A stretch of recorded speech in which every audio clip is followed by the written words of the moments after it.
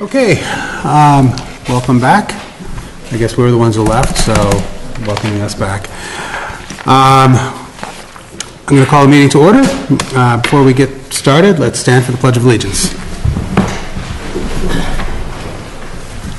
I pledge allegiance to the flag of the United States of America and to the republic for which it stands, one nation, under God, indivisible, with liberty and justice for all.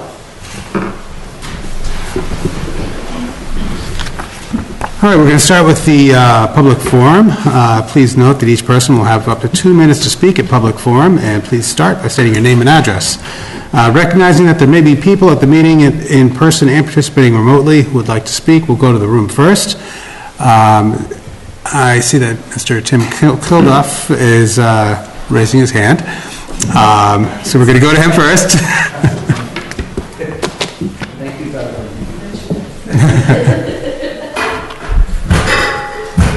Well, it's always good to be here, and I'm very pleased to be able to introduce to you Tim Kilduff, long-time Hopkinton resident, involved in a couple of things in town.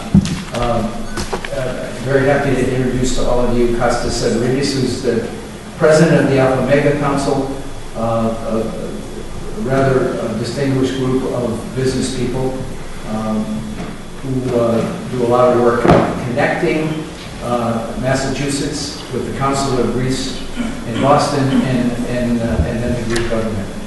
But we have here something that we think is pretty special. These are gold wreaths from olive branches in Marathon, Greece. There's a process that takes place, and it's finally finished with gold. These are the wreaths, the actual wreaths that will be presented to the winners of this year's Boston Marathon. And over the last few years, they come from Marathon to Athens to Hopkinton, and we thought it's about time that the select board present these wreaths to the representative from the Alpha Omega Council, who will then see to it that they're brought to the consulate in Boston and then turned over to the BA in about 10 days, and finally put on the heads of the winners of the Boston Marathon. I think that is awesome. It's a wonderful idea. Is there any way we can get a shot at the wreaths for the public to see? We definitely want to. I think we should. Oh, there we go. Costa has something, yeah, we're not leaving without a photo. And I know that may be more than 2 minutes. Blame me. You can believe that. Well, you can see my stickler for time is not here right now, so. I see. Oh, that's a good thing then. The Costa. Yes, so Costas Sedridis, president of the Alpha Omega Council from Salem, Mass. This year marked the 201st year of the bicentennial of Greece, of our start of the liberation from the Ottoman Empire. So as a small token of our appreciation, I'd like to present each one of you with a coin that was issued by the National Bank of Greece commemorating this event. And I hope you will accept this as a small token of our appreciation for being the landing spot of these golden wreaths, and it's something that we hold dear to our Hellenism that we promote as part of Alpha Omega, and again, we're very pleased and privileged to be here to welcome these on behalf of the people of Greece and everything else. So we appreciate your the stature of being Hopkinton, the land of the marathon. So if I may, I'd like to present each one of you if I could. Please. Norman? Thank you so much. That's a lot of foul of accepting gifts, does it? No. Good. Thank you so much. Wow, this is really cool. This is a delight. About the bicentennial silver. So, may we have a photo before we leave? Absolutely. Costa? Yeah, I think. We can present this to Costa. Come on up first.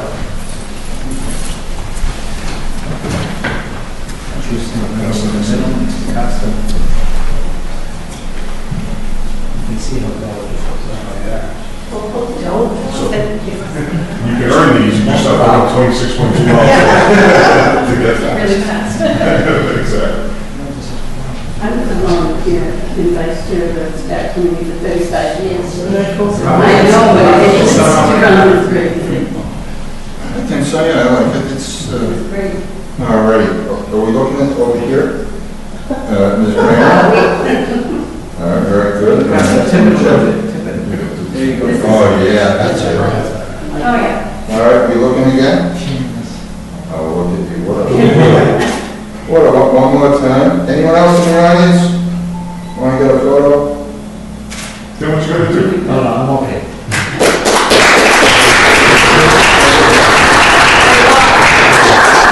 Not the two. I don't need to do that. You guys, there you go. Go up. See? No, you can hold it. Yeah, I know. That happened once. Let me sit over here next to me. Everyone all set again? I'll say again. Yeah, and that, that wreath can go in the Honda up front if you want that to look. Just a joke, come on. Watching you walk. Well, I can't everything. One more big one with big smiles. All right, thank you so much. So there's total 4 of these that we present, 2 to each, both the mayor's men and women's as well as the wheelchair division as well. So total 4 presented every year. We do have 27 years, so very proud of it. So thank you all again. Thank you very much. Norman. Thank you. Thank you very much.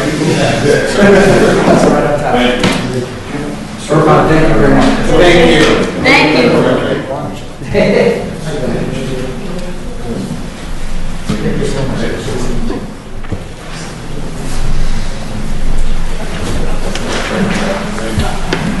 Okay. Even though Darlene had her hand first up, and I went with Tim, it is your turn now. So I guess Darlene Hayes, Third Road, you pretty much already know that. I do have, you guys, I know are aware of the petition that I set up about better safety on West Main Street. Here's a copy of the signatures of people so far. As of 4 o'clock, there were 558 signers. As of right now, there's 568 in 3 days. And then there's 40 comments. 96% of them are all Hopkinton residents, and some of them are people that have moved from Hopkinton over the last year or two. But all very connected. I have one statement to read from a resident who wanted to be here tonight. I should have had my glasses on. Do you want to borrow mine? No. Andrew, you have no glasses? No, mine are bifocals. Okay, yeah.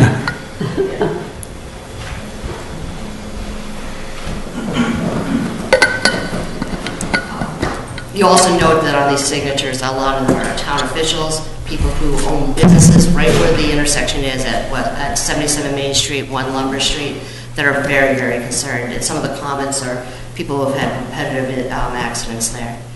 On August 2nd, 2021, I was traveling home on West Main Street when my car was seriously struck in this area on West Main Street.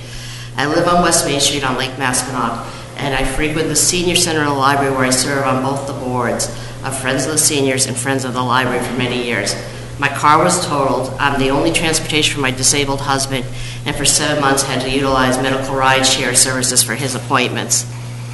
I was injured, taken by ambulance to the hospital. After my hospital stay, was sent to rehab, then outpatient services that I continue to this day.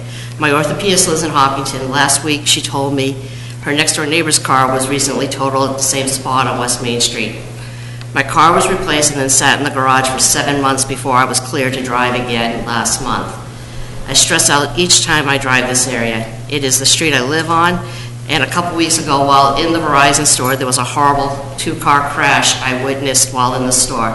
I started shaking and told the gentleman at the Verizon store my experience last fall and the PTSD I'm experiencing just to get into town. He then told me the police come in often to request his video surveillance to review accidents in this area. I've always been extremely active. I know that I now have a limp and have to use a cane. I hope the town takes this seriously and makes this area safer for everyone. It is the only way I can get to most places I frequent, such as a bank, town hall, and fulfill my obligations at the senior center and the library. Thank you, Barbara Beal. On a personal note, Barbara Beal was recognized as Volunteer of the Year a few years ago in this town. And when she said she was extremely active before this accident, she was walking 10 plus miles a day, either through the neighborhoods or on her treadmill, rain or shine, and had to cancel her fall trip. She always does a big trip with one of her kids. And she had to hire someone to take care of her husband while she was in the hospital in rehab. So there were statements made by a select board member that there's been no major injury. There's been major. There's a copy of the signatures to date and the comments. Thank you, Darlene. Thank you, Darlene. Thank you, Darlene. Come on up. Hello, it's nice to see everybody. I'm Nancy Richards-Cavanaugh, 25 Priscilla Road. I will try to be brief, not always my strong suit. But I'm coming here also to speak with regard to the intersection of Lumber Street and West Main Street. I've unfortunately been in 2 accidents coming up towards the center of town from the Hopkinton side. Both times it involved a car turning left out of Cumberland Farms. I know that a lot of times, because it's a gas station right off of 495, there are people who are not familiar with how difficult that turn can be. The first accident I had actually totaled my car. I had a small child in the car. My airbags deployed, so I had some injuries from that. I was thankfully not seriously injured. My child was not seriously injured. But then a couple of years ago, I did have a second accident, which was, in the meantime, I know there had been some improvements to that intersection, but the problems that existed when I had my first accident continue to exist. I see several accidents there a year, and I would just urge you all to consider what we can do as a town. Thank you. Thank you. Appreciate it, Nancy. Please, come on up.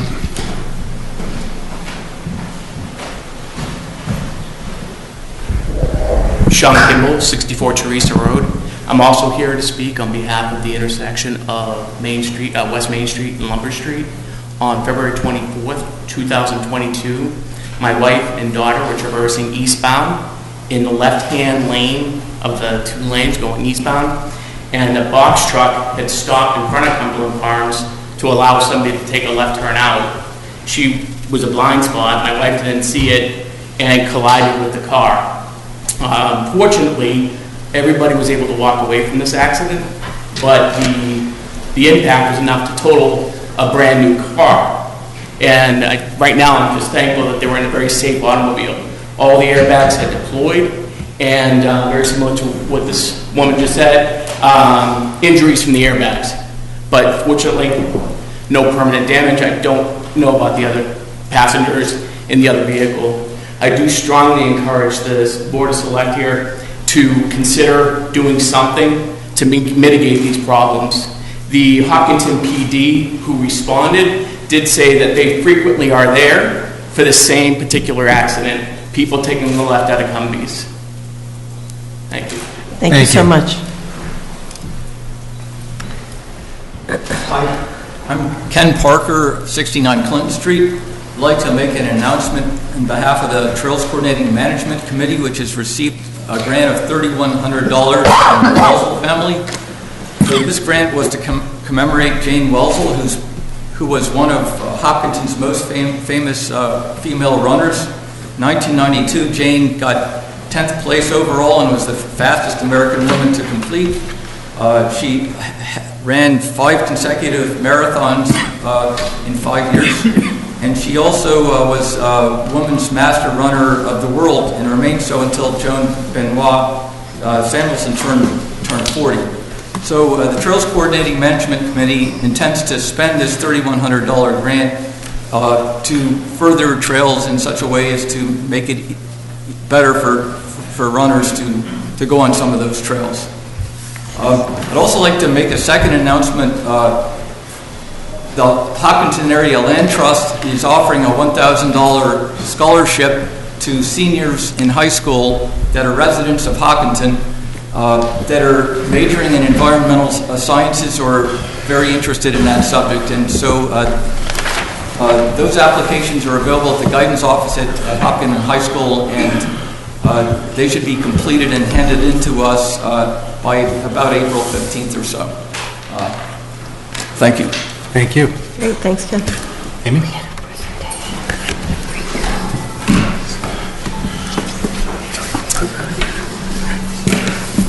Hello, Select Board. I'm Amy Groves, 2 College Street. We have a local election coming up, and I'm concerned about traffic and safety issues, specifically on and around the driveway leading into the middle school parking lot. This plot of land is owned by the town and maintained by the DPW. That's because there's a water tower on one side and a stone utility on the other. I've been involved in elections for many years. I'm out there at every election, either all or most of the day. And with every year that goes by, I'm seeing more and more people, including myself, parking cars, trucks of all sizes, horse trailers, flatbeds, gardening trailers, every vehicle or attachment you could think of short of maybe a boat. We do this because we all want to cheer on our candidates and make a big visual impact. Unfortunately, while this is happening, the area is becoming increasingly more dangerous for pedestrians and motorists. In the first place, people holding signs are now emerging into the oncoming traffic from between parked trucks and cars in order to zigzag across the driveway. The limited visibility is hazardous. Secondly, we're seeing more and more incidents of wooden trellises, signs, and other materials either teetering or actually flying off the vehicles and into the driveway or even the street. It's windy in May and November. Eliminating the vehicles won't entirely solve the problem, but it should greatly reduce it. The traffic scenario is already very complex. Motorists are already confused by the noise and the distractions. All these parked vehicles are making everything worse. This isn't a public street with designated parking spots, and I don't see why we should expect to have the right to park there in the first place. As somebody who has contributed to the problem as much as anyone over the years, I'm asking you to tell me no. And tell everyone else no as well, so that we can all stop this escalation and know that we have a policy with some teeth in it that's fairly administered. I ask that the Select Board designate the town manager or other party to consult with Mr. Westerling and the DPW, and then instruct the police chief to mark this driveway as a temporary no parking zone on May 15th and 16th, the day before and of the election. My suggestion is that the town do this initially as a pilot. Thank you for taking my comment. Thank you. Thanks, Amy. Okay, anyone else in the room? Ben, do we have anyone on Zoom with a hand raised? All right, thank you, everyone. Next on the agenda is Mr. Scott Knous, Hopkinton for a safe Upper Charles Trail. Resident Scott Knous is going to request a few minutes on the board's agenda to introduce the citizens group and its objectives. Thank you.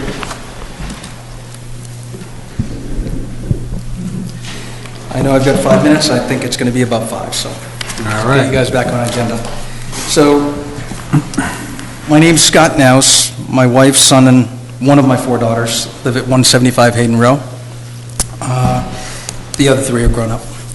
Our home was built in 1859, like many homes along Hayden Row. It's steeped in tradition, and it's the former home of Dr. and Mrs. Duffy, that many people may know. 12 children lived in the home. He's also a selectman around town. So I'm here tonight to represent a Hopkinton residents group called Hopkinton for a Safe Upper Charles Trail. I'll be giving an overview and purpose and the objectives. So before I do, I want to thank our town manager, Norman, the select board chair, and select board itself for allowing me to be on the agenda here in such short notice. This really demonstrates, I believe, the value you put in hearing town input around the safety of the trail. So our group hopes that this is the beginning of a productive and transparent communication between our residents and the select board regarding the Upper Charles Trail.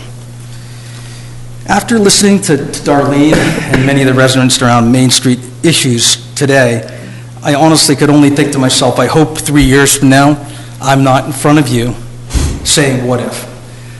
What if we had done more work up front to look at the safety issues around Hayden Row, around the proposed trail, and what if we had done more and we're not, unfortunately communicating incidents and accidents that have hurt our residents. So I hope that's not the case. So what's the purpose of our group? Our group's formed with the primary purpose to ensure the Hopkinton Upper Charles Trail is safe for all by doing the sufficient due diligence, fact gathering, engaging safety experts, and incorporating resident input into the process. I want to underscore incorporating resident input. There has been attempts to listen. We'd like to incorporate.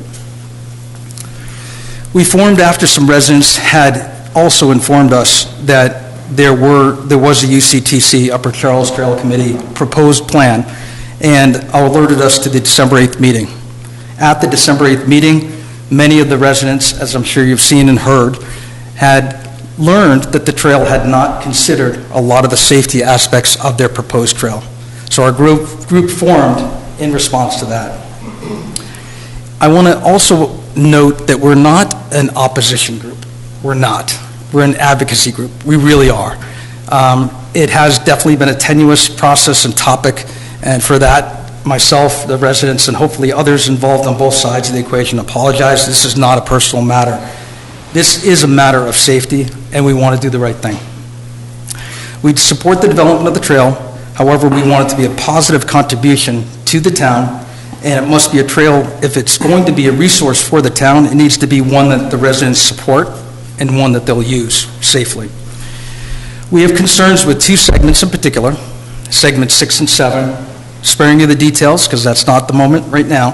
One of them, segment 6, goes behind one of the schools. It's proposed to go behind one of the schools, and it's possible school land that could be used later on. We're suggesting that for safety reasons of the students and potential waste of money and time, that school situation be figured out first before the trail go in. Second segment, the more heralded, and in the paper today, I believe, is one that goes down Hayden Row Street. And I'll talk about that. So when we consider safety, we're considering trail users, autos, and the abutters and homeowners.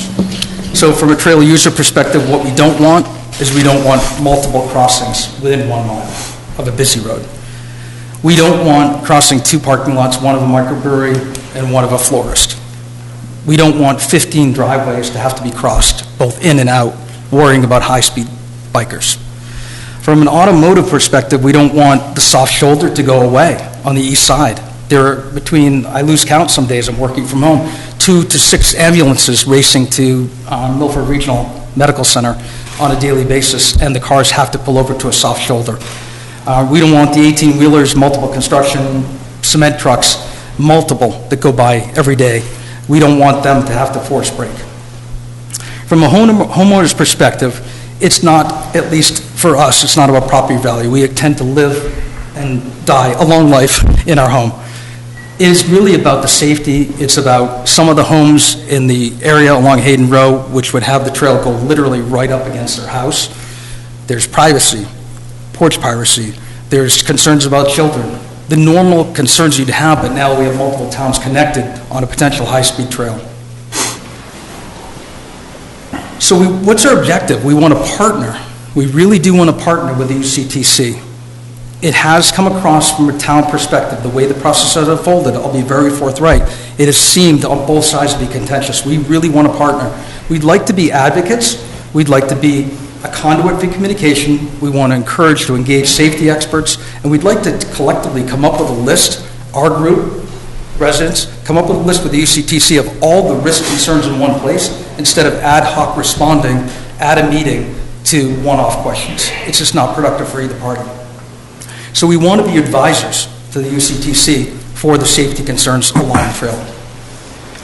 So as Darlene and others demonstrated, taking the required time up front to consider all the safety factors and preventing us from going forward is what we're suggesting. Why rush it to a vote when safety is at stake? So we think it's necessary to pause the $411,600 funding request on the May town meeting for segments 5 and 6. Because 5 and 6, if approved, would all but lock in Hayden Row as no alternative, regardless of what people say you don't want 2 dead-end trails with Hayden Row in the middle. So I suggest, and our group is advocating, requesting that get put on pause. So for those that want to follow us on Facebook, the little infomercial, if that's okay, Ron, we're Hopkinton for a Safe Upper Charles on Facebook, and our email is hopkintonsafetrail@gmail.com. So it's hopkintonsafetrail@gmail.com. So I really appreciate everybody's time, and if anybody has any questions, I'd be happy to field them. Sure, thank you. Board members? Amy? Just going to say, if I understand correctly, no one can remove an article from the warrant except the committee that put it on the warrant. So I'm sorry? Nobody can remove a town meeting article from the town meeting warrant except the committee that put it there. So since the select board did not put the article there, we cannot remove it either.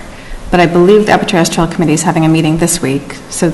Yes, tomorrow. Yes, they would be the ones to Yeah, make thank that you for decision. clarifying. I am clarified on, thanks to Noel and others, on what the select board can and can't do, but I'm more proposing to the town and appealing to the UCTC. Yeah. Thank you. No, and I appreciate the presentation, and I've been listening to the community feedback. Yeah, and thank you guys for the support. Really appreciate that. Sure. Brenda? Good. Yeah, so I just want to say a couple of things.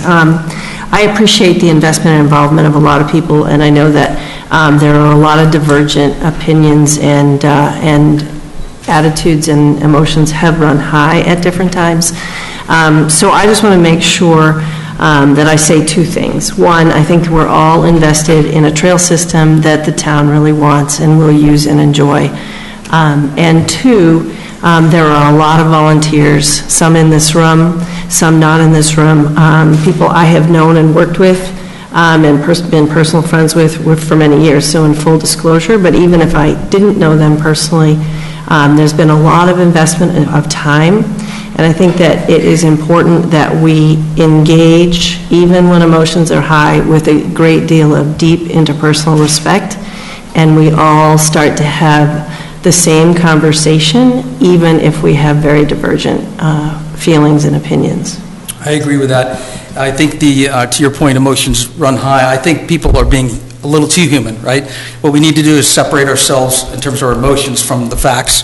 And if we all gather the proper facts and present it accordingly and feel like people are being listened to and incorporated, I agree with you. I do. And for any of that, I think the residents and hopefully the UCTC all agree we're partnering and respect each other. Yeah. And I just want to make sure that people know that I appreciate everybody's investment, even if in a moment they're not sharing an opinion that I share. A lot of people have worked very hard. This is something that the town has worked a long time, and it's a painstaking process, and I really look forward to making progress. Yeah, same. And I think that our stance again is why rush, right? What's the point of rushing at the risk of safety? But couldn't agree more. I think it should be a respectful process. Thank you, Muriel. I really appreciate it, especially being cordial to one another. I think that's something that's been missing. Mary Jo? I just wanted to ask, have you been to the Upper Charles meetings with your... Yes, I have. And how were you received? How have I been received? How were you received by the Upper Charles Committee? Oh, I have. I've spoken at the open mic. The feeling of myself and other members of our group and other residents is that we are told we're being heard, but it doesn't feel like things are making it to the minutes and the agenda. So there's a little disconnect between actions and words. So that's part of the stress, I think, to Muriel's point. We want to try to narrow that gap. Thank you. Thank you. So, thank you. I appreciate you coming in here and talking about this. This is important. There are a few things that I just want to note. One is, when you say what's the rush, we do have an infrastructure bill and there is money available, and I think that is part of the equation, part of what we're looking at. I agree that we don't want to rush into something and have a disaster. But at the same time, I think it's maybe what we all need to do is kind of work together and come up with a plan that satisfies everyone.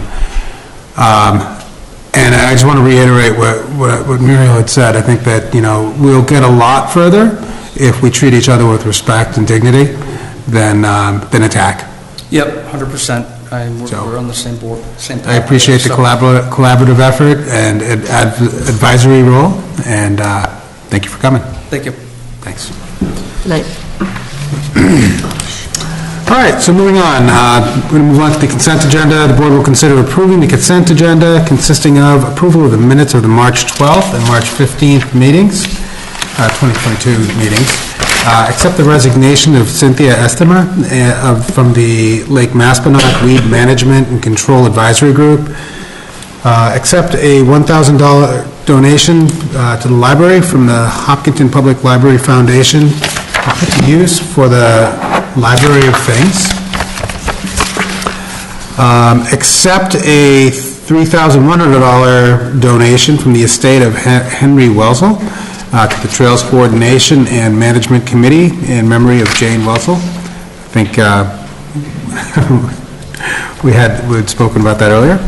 And then finally, approve a parade permit application for the season opener triathlon at Hopkinton State Park on May 15, 2022, and the Title IX Triathlon on September 11th, 2022, also at the State Park. Board members, anyone want to break anything out for separate consideration? No, I'm good. No? Okay. Chair, I move to accept the consent agenda as written. Second. Okay, we have a motion, it's been seconded. Any discussion? Just want to thank Cindy for her service, and also thank all the donors for their contributions to beautifying and improving things in town. It's really heartwarming. It's the best part of the job, is to accept Absolutely. gifts. Well said, Mara. I just wanted to acknowledge that Cynthia has done this job for 6 years, and she's done a very, very good job. And we should all give her our thanks. Excellent. All right, so we have motion's been seconded. All in favor? Aye. Any opposed? Okay, that passes unanimously. Next on the agenda is a public hearing, Verizon and Eversource petition for a new utility pole on Spring Street. The applicant has requested to postpone this public hearing. There will be a new public hearing notice posted and abutter notifications when there is a new date. The next item is Police Department appointments. The board will interview and consider appointing police officers Bassett Dennis and Sean McKeon, and affirming the town manager's appointment of Susan Schuler as administrative manager to the public, to the police department. Sorry, I have my glasses. Ms. Casey. Yes, good evening. And I'm sorry, I'm supposed to start with Mr. Kamalo. It's okay, Mr. Chief. Please. What? Maria. Thank you, there we go. It's yours. Thank you. Thank you. So, yeah, I'm here just to go over the process, and then Chief will be presenting the candidates and the admin manager candidate. HPD and HR are now actively recruiting on an ongoing basis in accordance with the police strategic plan, as well as the police department has a recruitment and selection policy and procedure. The town has its own recruitment and selection SOP. And so for the police officer candidates, the two candidates were encouraged to apply, recruited by Sergeant Schofield. So both of the candidates went through 2 rounds of interviews. The panels consisted of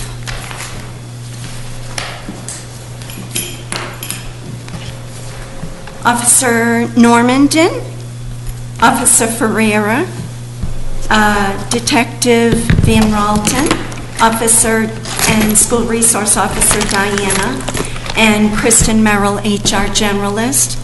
The second round panel was Chief, Deputy Chief Porter, and myself.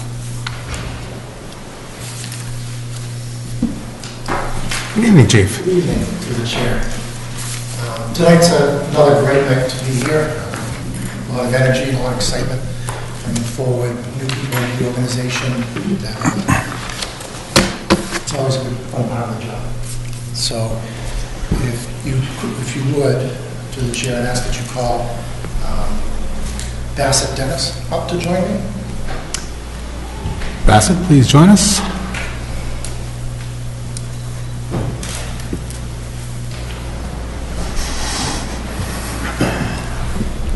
So, maybe I haven't shared this, but the first round of interviews really identifies the skill set, and it even starts with the application process, where we screen people out over there. The first round is assess their problem solving and skill set and experience.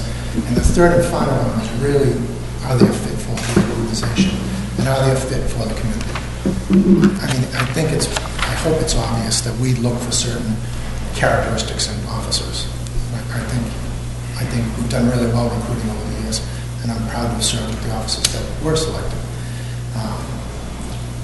And tonight, Bassett is the first one to join us here at the table. Bassett has a Master of Science in Homeland Security and Global Justice from LaSalle. He has a Bachelor of Arts in Sociology and he also happens to be a D1 athlete.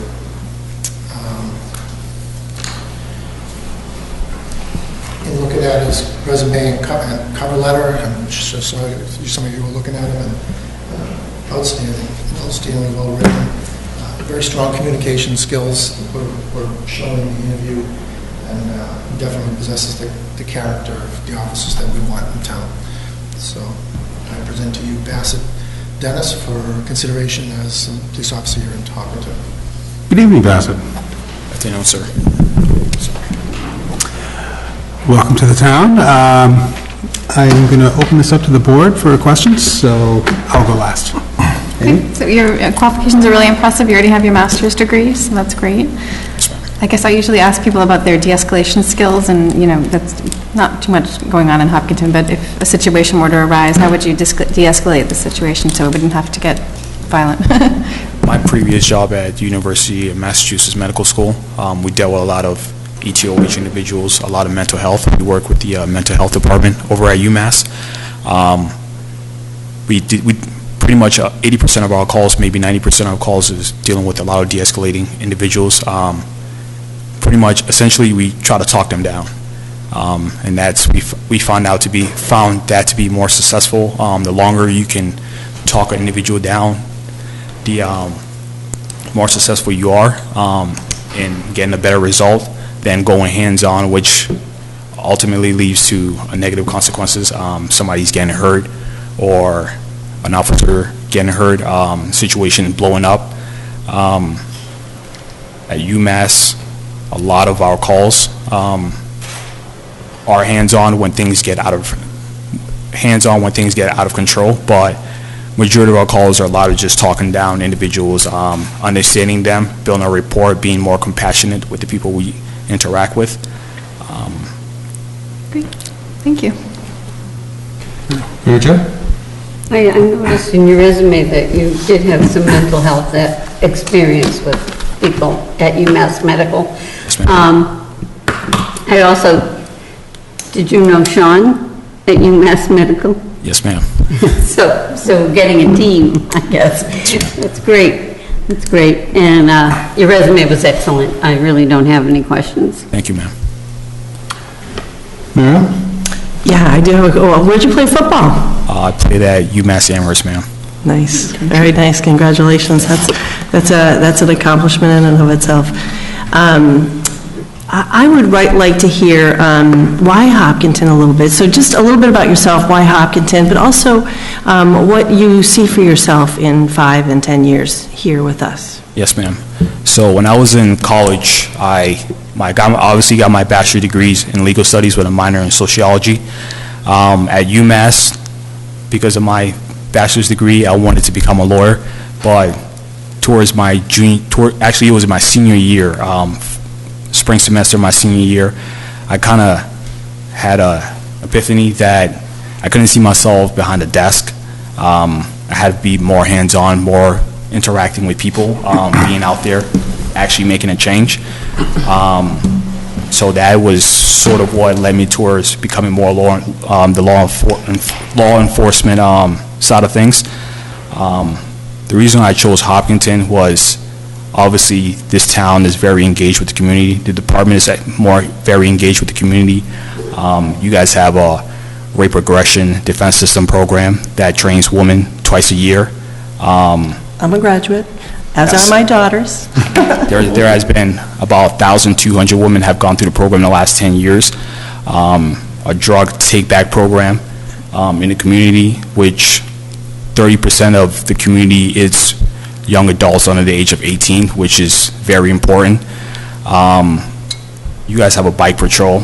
Officers are more engaged. Their faces are seen out there interacting with the community. Based on today's social climate, there's a perception of law enforcement, and I believe that this department represents what other departments should be doing more, engaging with the community and building a rapport with the police department and the community at large. Thank you. Steadstone. Hi, Bassett, how are you? How's it going, sir? Welcome aboard. Thank you, sir. So, I know it's a sexy question to ask, how would you de-escalate somebody? I also work in the de-escalation field, and there's no cookie cutter answer to how to de-escalate somebody. How do you de-escalate someone who you get giving a speeding ticket is much different than somebody that you pulled over that's loaded with K2 and trying to come after you. So there's no cookie cutter answer to that, and I understand that. I like that you have your master's degree. I like that you did it in sociology. But the reason we're hiring you here is to be a cop. Yes, sir. And we all know the climate of our country right now is not very cop-friendly. No, sir. And the fact that you dedicated your X amount of years to your training, saw everything that's been going on, still wanted to be a cop, that speaks volumes to me as who you are with character. Hopkinton is a great town. It always has been a great town. My hope is that it always will be a great town. You guys are the tip of the spear when it comes to public safety here. Our property values remain where they are because of our schools and because of our public safety. And it's people like you that are your mentor from people like Chief Bennett and the other officers that you have here. So I don't really have any questions for you except, no, I don't have any other questions for you, but I want to commend you for going through the process, doing what you do. It's not an easy job, and good luck. Thank you, sir. So, it's hard for me to second guess the team that we have that interviewed you, and I have my full support behind them and their recommendations. My only questions for you are, what position did you play? Yeah, I was waiting for that one. Yes. My freshman year, I was about 300 pounds, so I played nose tackle. You were 300 pounds? I was 300 pounds, sir. Oh, my God. Okay. I was 6 pounds, 8 ounces once. I think I want to get on your training program. And then my junior and sophomore year, I got moved to defensive tackle, and then my senior year, I played defensive end. I lost maybe 40 pounds from freshman year to play that position. Yeah. Well, I know that if we were to have a de-escalation situation, I think your physique would certainly help. Thank you. Welcome aboard. Thank you, sir. Happy to have you. Thank you, sir. I've always been against contact sports. He's a hockey player, in case you didn't know.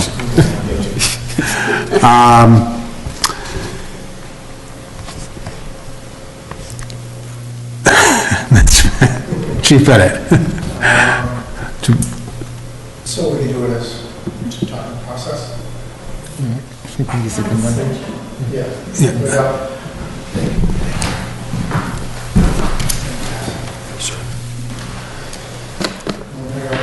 Sean, you hear that?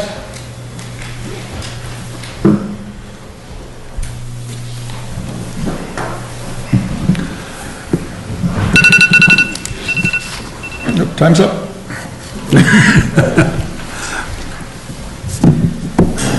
Through the chair, I'd like to introduce Sean. Sean also comes from UMass, where we've seen from the officers that came there, I'm glad we spoke about de-escalation. Excellent officers all around. Good communication skills, good de-escalation, assertive and aggressive in their job, and in the right way with our style. Sean comes to us with a Bachelor of Arts in Sociology from Assumption. Yes, sir. Almost 4 years experience at UMass as a police officer. And he made it a point in his application packet to mention Officer Schofield and Amanda Joplin for the referral. And we're grateful for that work. We need all the recruiting in this workplace environment, employee environment. Sean, as a Bassett, demonstrated strong communication skills and strong character, and proud to be here with you as well to say that I believe you'll be an excellent fit for the community and the department. Thank you, sir. So, through the chair, I'd like to present you, Sean McKeon, as a candidate for full-time police officer in the town. Good evening, Sean. Good evening, sir. Welcome to Hopkinton. Thank you for having me. I'm going to do this the same way and open it up to the board. So, Amy? Welcome. I do like to ask a de-escalation question, but this time I will twist it a little bit. We're trying to become a dementia-friendly community now, and I know both of you have experience in college towns, but can you talk about how you would de-escalate a situation with a senior maybe who suffering from dementia and didn't really know what was going on? Absolutely. Yeah, it's something that we routinely deal with at the medical school, unfortunately, but I've found that a lot of times it's your tone of voice and trying to get that person to focus on you rather than all the kind of external stimuli that are going on that might be affecting their behavior.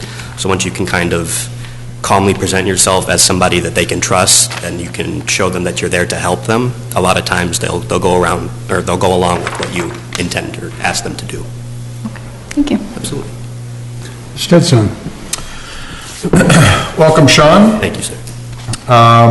So, working at UMass, I know that some of the staff that you would see, some of the clientele that you would see. I was the director of trauma at the maximum security prison over at Shirley for a while, so you had a couple of my all-stars on a routine basis. Sure.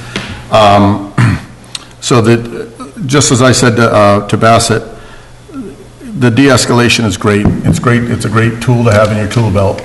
And I know that, like I continually say, it's a sexy thing for everybody to say, to de-escalate, but every once in a while you do have to be a cop. Sure. And the fact that you've seen what you've seen and done what you've done over the years at UMass, I know what you see there. I know that Hopkinton is generally, in a broad stroke, going to be a walk in the park as far as the conflicts that you'll see here versus there. But occasionally you will have a few things spring up. Sure. But it's nice that you're as I said, in the community, in the profession, where you're not necessarily welcomed with open arms. It's nice to see that you had the resolve to go and do what you did and do what you do and make it through our interview process. And as Mr. Nasrullah said, the fact that you made it through the interview process and the people that you went through to get here, if they put their stamp of approval on it, it's generally good for me too. I'm not a cop. I learned police work by watching Chips. Fair enough. That's an old show that you probably never saw. Slightly familiar. Okay, Punch. Mike Rossi. Joe. I'm reading your letter. I was more impressed with your letter, actually, than your resume in this one. And you told me you have already read the Hopkinton Police mission statement. Yes, ma'am. And so you kind of know what to expect, which is a really good thing. And I'm very impressed with your desire to be a police officer and joining our department. I just think I want to welcome you to Hopkinton. Thank you kindly. Thanks. Mary O'Connor. Yeah, thank you. First, Chief, are you offering bonuses for recruitment, or what's going on? We might be talking about that. Yeah, right. Second, thank you very much for being here and for choosing Hopkinton. And it's kind of neat that you come in as a pair, and you obviously know somebody in the department already, so that feels nice that there's a nice situation to step into. So the question I'm going to ask you, I'm a social worker, and I work actually, when I worked clinically, I worked with folks experiencing homelessness and all kinds of mental health and substance use challenges, and without the benefit of a badge or brawn, I had to de-escalate a lot of situations too. The question I have for you really is that you often are called upon to respond to very difficult situations and help people, often at their worst or on their worst days. So how do you take care of yourself and keep yourself refreshed, and if you need extra supports after particularly difficult situations, what's your strategy there? So typically for me, I'm not any sort of physical specimen. Like compared to Officer Dennis, I'm we won't even get into that. But I found that keeping a high level of physical fitness goes a long way towards mitigating the stress that I feel. With regards to if I go through a difficult call, a lot of times it's just helpful to talk it out with either a supervisor or somebody that was with me on the call. I'm lucky to be able to say that Officer Dennis is my partner at UMass for second shift. So whenever we go through something, we go through it together. And if one of us has a problem, we can talk it out. Great, thank you. Thank you. So I just want to say, thank you for coming. Like I said with Bassett, that I trust our staff, and the fact that you are here after going through the interview process tells me an awful lot. I'm very impressed with the work that you did at UMass. I know that that can be very challenging, and a lot of different circumstances coming your way. So with that, I just want to say welcome to Hopkinton. Thank you. I'm happy to have you aboard. Happy to be here. Thank you again. Are we going to do the administrative manager now, or? Yes, please. Okay. Or should we make the first motion? Should we make the first motion, or? If the first motion would be helpful. Thank you. Okay. Okay. So I would move to appoint Bassett Dennis and Sean McKean as police officers for the town of Hopkinton. Second. All right, we have a motion, been seconded. Any discussion? Hearing none. All in favor? Aye. Any opposed? No. Welcome aboard. Congratulations.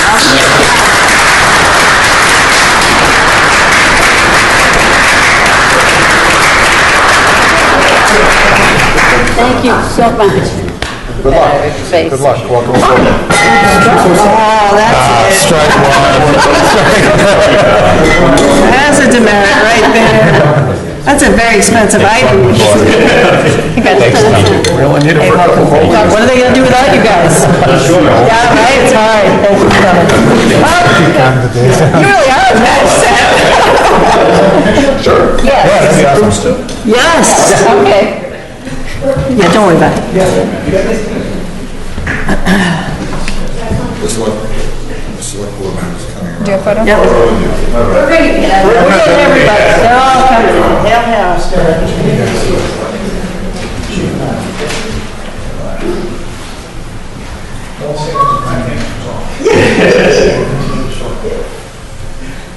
There are a lot.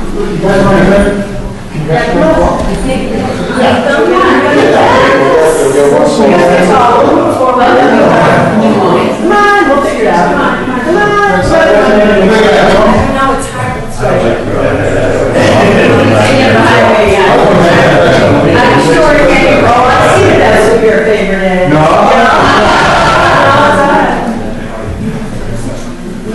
Mary Jo, just turn this way a little so that the chief is not.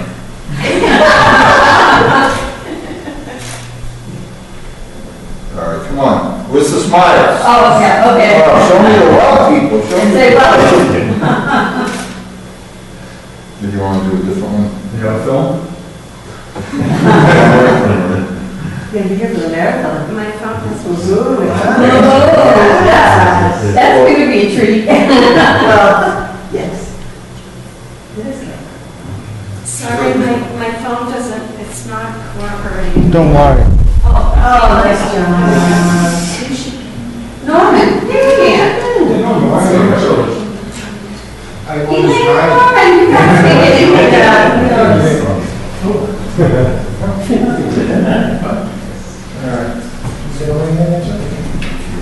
Elaine, if you could sneak in a little bit more, maybe a little bit from the morning, there you go. All right, big smiles. Smile. Beautiful. I'll take part of this one, please, because I didn't get all the volunteers in there. All right, very good.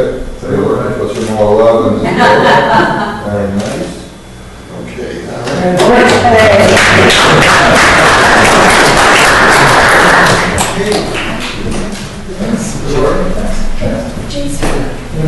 Okay, congratulations, guys. Welcome to the town. Congratulations. Sorry.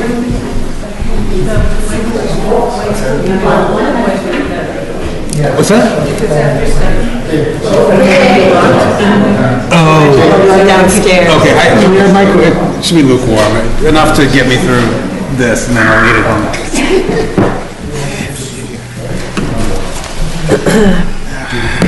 What's that? You want to take over? Yeah. Okay. I'll be back in 5 minutes. Okay.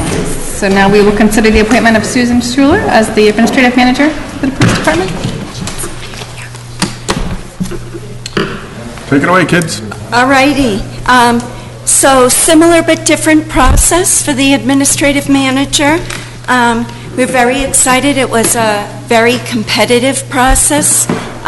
Total combined, we had, I want to say, 50 applications for administrative manager. The panel consisted of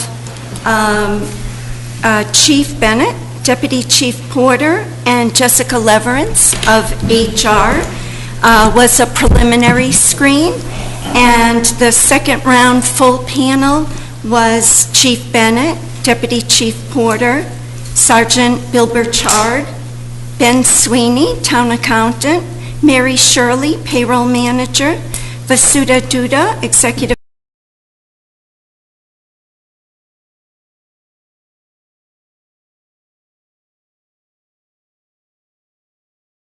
Marlo's going to do her intro.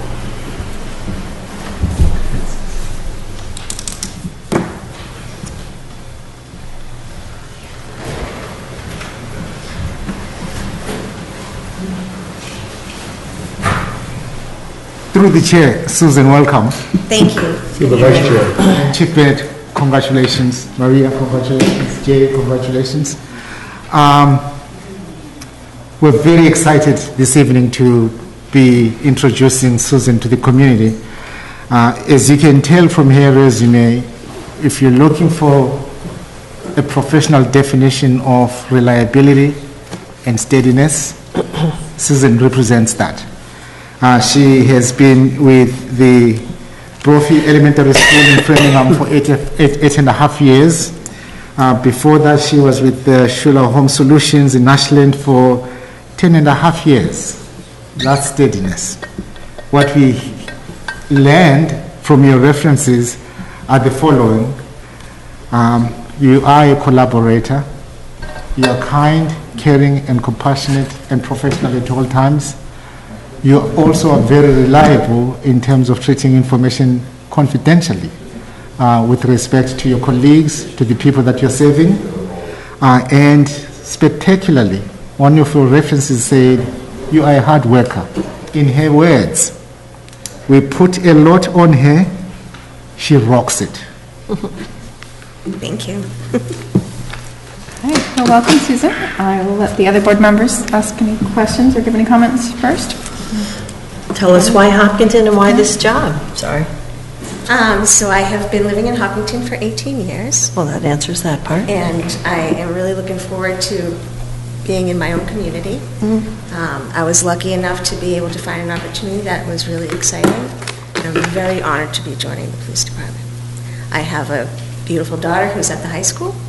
So I'm hoping that she's at the age where I won't embarrass her horribly by being You will. Though just the fact that you take air in and out is embarrassing to your children. True. So, well, thank you for being here. And what would you like to see for yourself in the next few years? Is it, in terms of progression, or is this a nice spot for you? This is a great spot for me. It was a decision that I made with my family, and it's something that's really going to work well for us, having me here in our community, putting my skills to our community. I want to be here. I hope I'm here for a long time. Thank you so much. Brendan? So, welcome aboard. It's a wonderful place and a wonderful department. Hopkinton is Hopkinton Police is way better than Brophy. I worked in Frankland myself, and again, just as I said to the officers, you made it through the process. You're obviously the right choice for here. We're very excited, and it's nice to have somebody from town that's working here. So, thank you. Congratulations that you made it through. Welcome aboard, and hope we have lots and lots of years of your hard work here. And it rubs off on people. I want to welcome you to Hopkinton. Thank you. And you did tech support for Brophy too. That's very impressive because I'm not good at tech, but I can use help.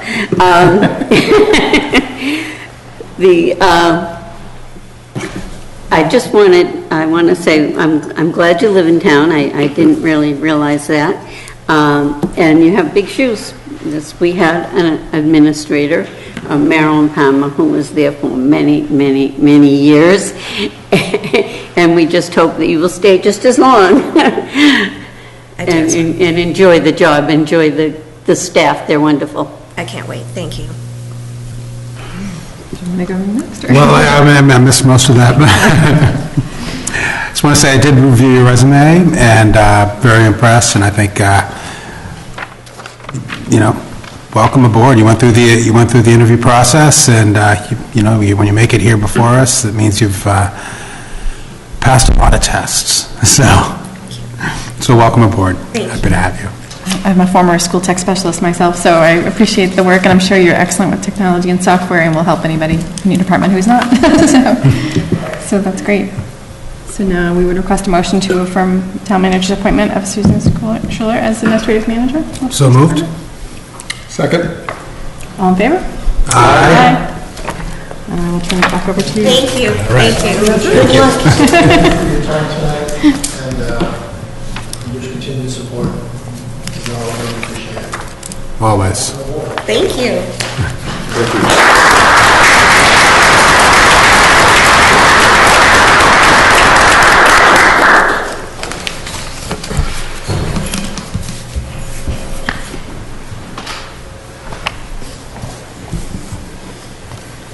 Okay, so next up on the agenda is a one-day special temporary alcohol licenses. The board will consider 2 applications for the special temporary alcohol licenses and associated fee waivers. Number 1, it's a license for Gabe Ricos on behalf of the Hopkinton Little League for an annual fundraiser on May 15 from 7 to 11 at the St. John's Parish Hall.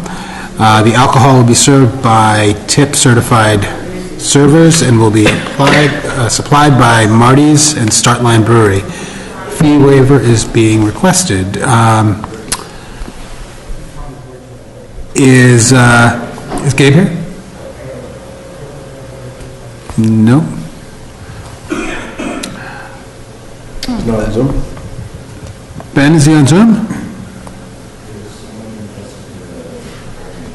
Jessica, what? With her hand up? Yeah. With her hand up? Liven her up, I guess. Okay, yeah. You have the chair, you do what you want. Old habit. Let's hear from her, and hopefully she's here to talk about this alcohol permit. You're my screener, Ben. Hi. Hi. Hi, Jessica Stafford, Little League. How are you guys? Well, how are you? Hi, Jessica. Hopkinton Little League is so excited to bring back their annual fundraiser after a several-year hiatus. So we are requesting a special permit for one-day temporary license. It's requested for Friday, May 13th. That is the day on the application. So we are running it from 7 p.m. to 11 p.m.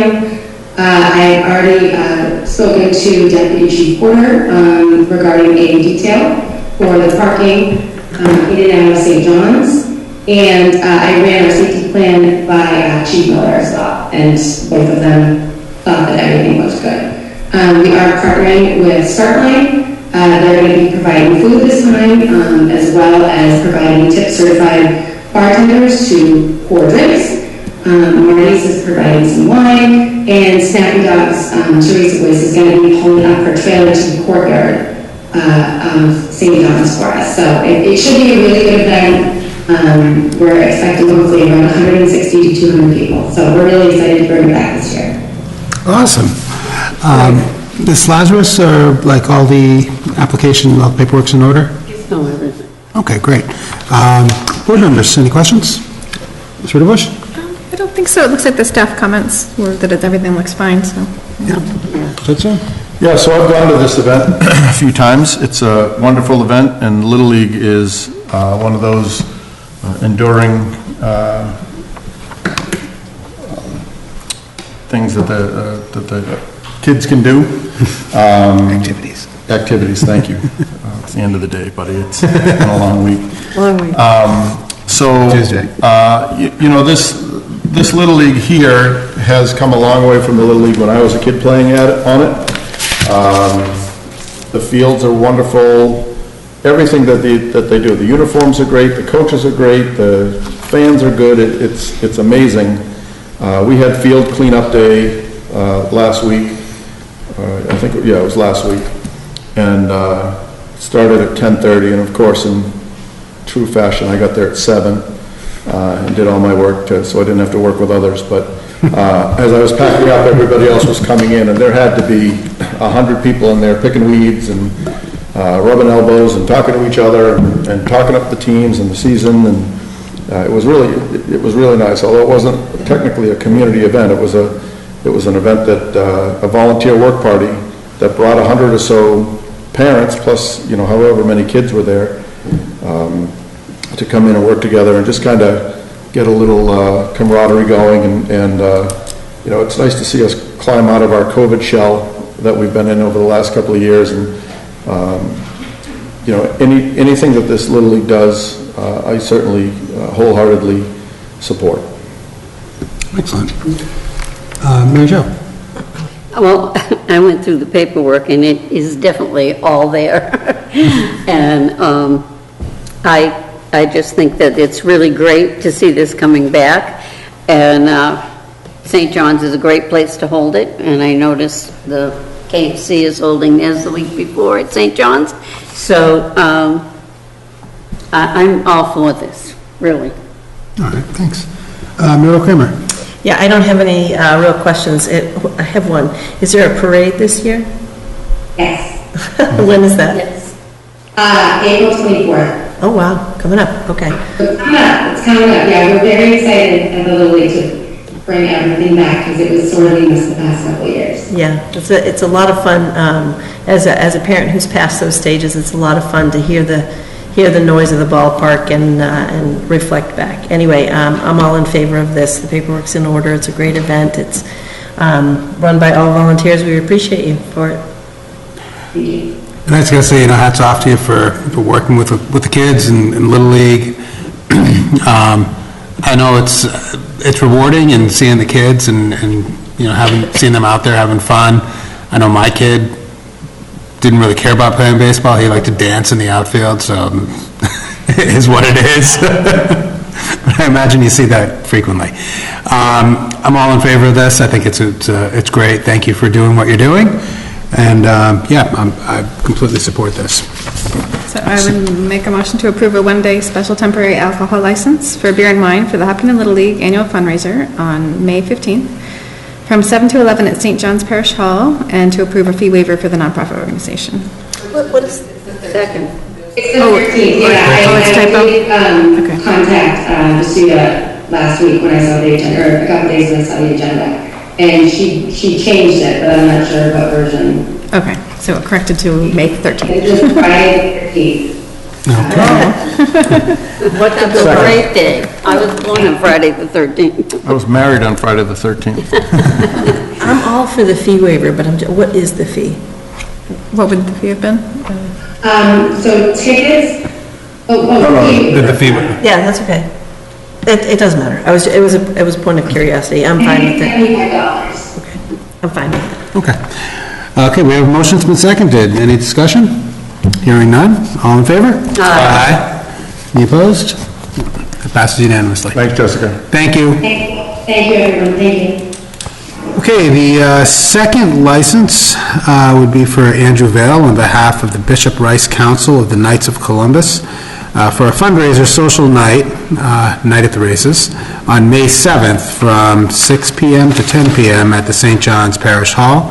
Alcohol will be served by tip-certified servers and will be supplied by Marty's. A fee waiver is also being requested here.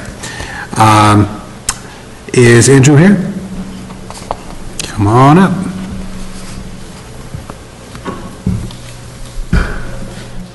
Thank you. Thank you. My name's Andy Vale. I'm a member of the Knights of Columbus Bishop Rice Council. We serve both parishes in Ashland, St. Cecilia's and St. John's here in town. I think you mentioned the COVID bubble that we all went through. the last event we had was in town. It was a 60th anniversary dinner over at St. John's. We had applied for a one-day liquor permit as well. So we never thought it would take this long to get back here again. Back in, I think it was 2017, we ran a Night at the Races fundraiser at the St. Cecilia Parish. It was very successful. It's a very nice night, and we're looking forward to doing that again this year on May 7th here at St. John's in Hopkinton. So, excellent. Board members, Amy? There were, it's a staff comment from the police department, I think, about to see this event safety plan developed by Chief Miller and myself adhered to. Some issues were addressed. And they would like to request that due to the size, 2 detail officers be hired and that all servers be tip certified. So would you be willing to agree to those conditions? Pardon me? Would you be willing to agree to the recommended conditions that 2 detail officers be hired and everyone be tip certified, all the servers be tip certified? Yeah, we have 2 servers who are tip certified, okay. And Vashuta has all the paperwork of the copies of the tips certifications. In terms of the detail, if it's required, we certainly would. In the past, we haven't had to have a detail.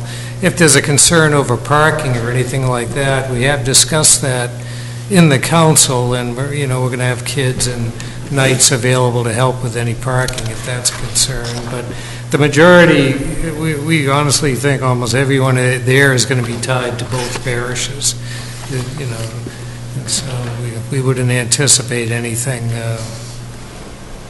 Okay. There was a comment from the police about that.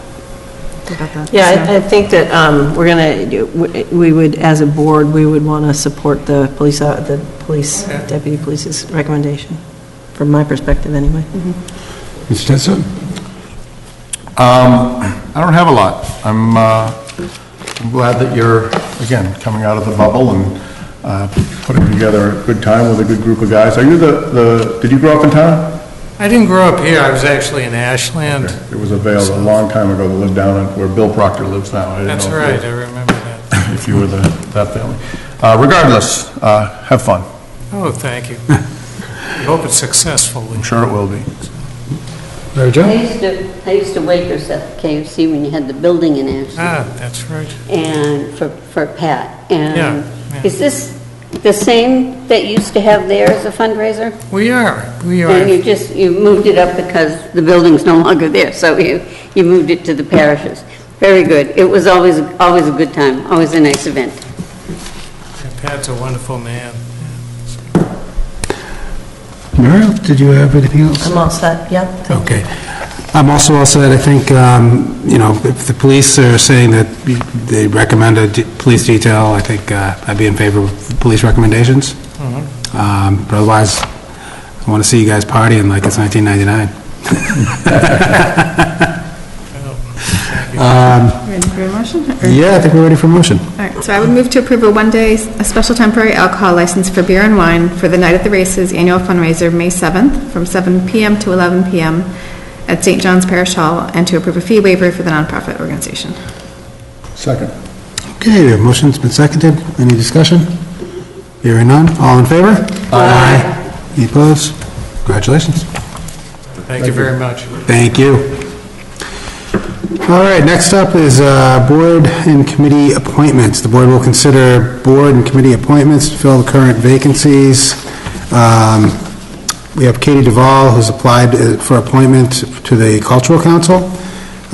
Jennifer Donahue has applied for appointment to the Veterans Celebration Committee. And Joshua Jones has applied for the middle school representative to the Youth Commission. Katie is on Zoom. Okay. And I think So Ben, could you liven up Katie? Yes, hi everyone. This is Katie Duvall. It's really nice to be meeting you all, and I hope that next time I'll be there in person. I live at 7 Cross Street, and I've been a Hopkinton resident for just over 4 years, and I also just started a job that's a little bit closer to home, so I'm looking for ways to get back to my community now that I have some more time in my schedule.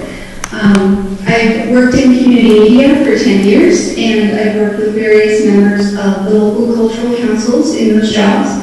And while I worked in Bedford, I also reaped the benefits of receiving grants from the local cultural council to accomplish a lot of different projects and initiatives that helped the Bedford community.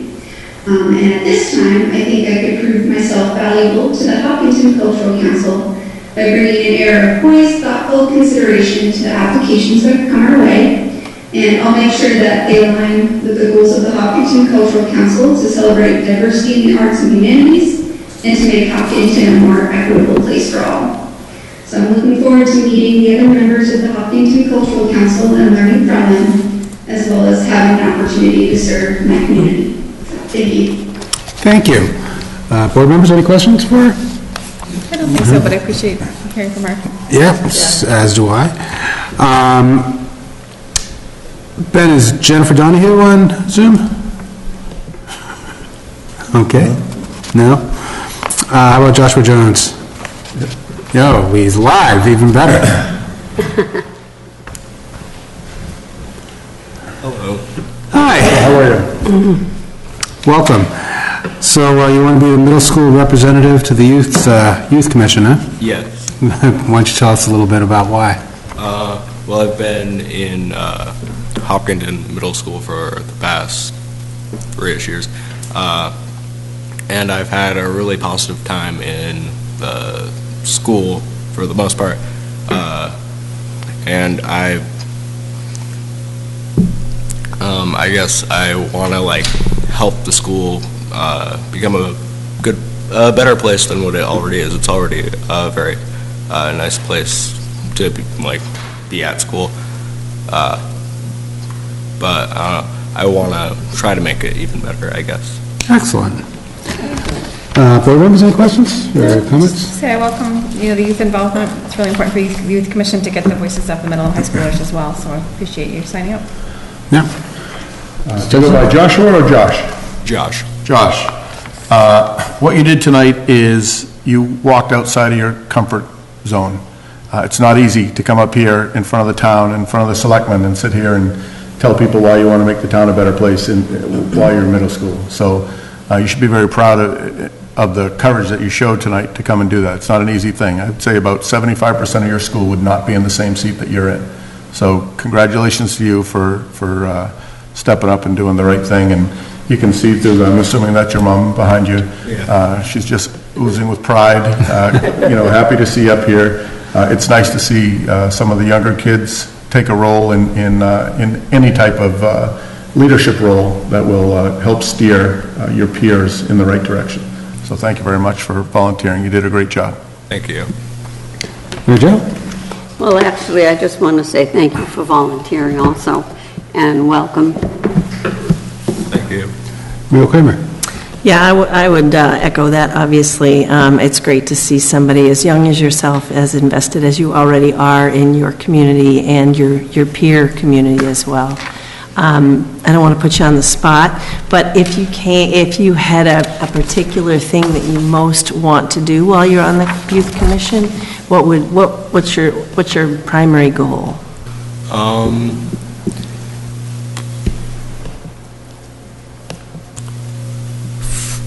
Well, I guess I sort of have noticed some small problems with some of my classmates, how they sort of treat the teachers, and how they're sort of constantly misbehaving and taking what should be a nice class day and sort of derailing it into something that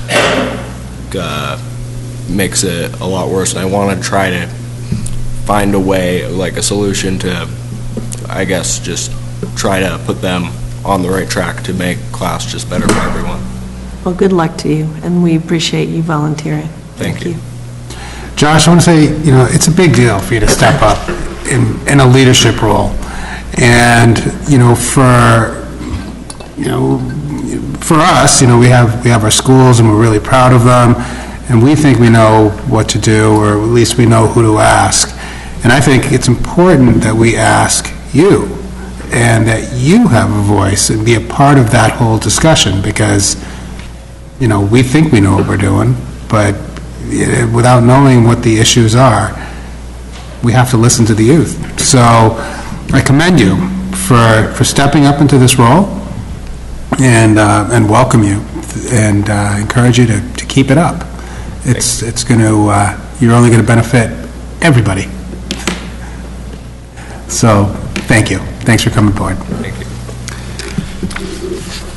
Okay, I'm going to request a motion to appoint Katie Duvall to the Cultural Council to a term expiring April 5th, 2025, Jennifer Donahue to the Veterans Celebrations Committee to a term expiring June 30th, 2023, and Joshua Jones as the middle school representative to the Youth Commission.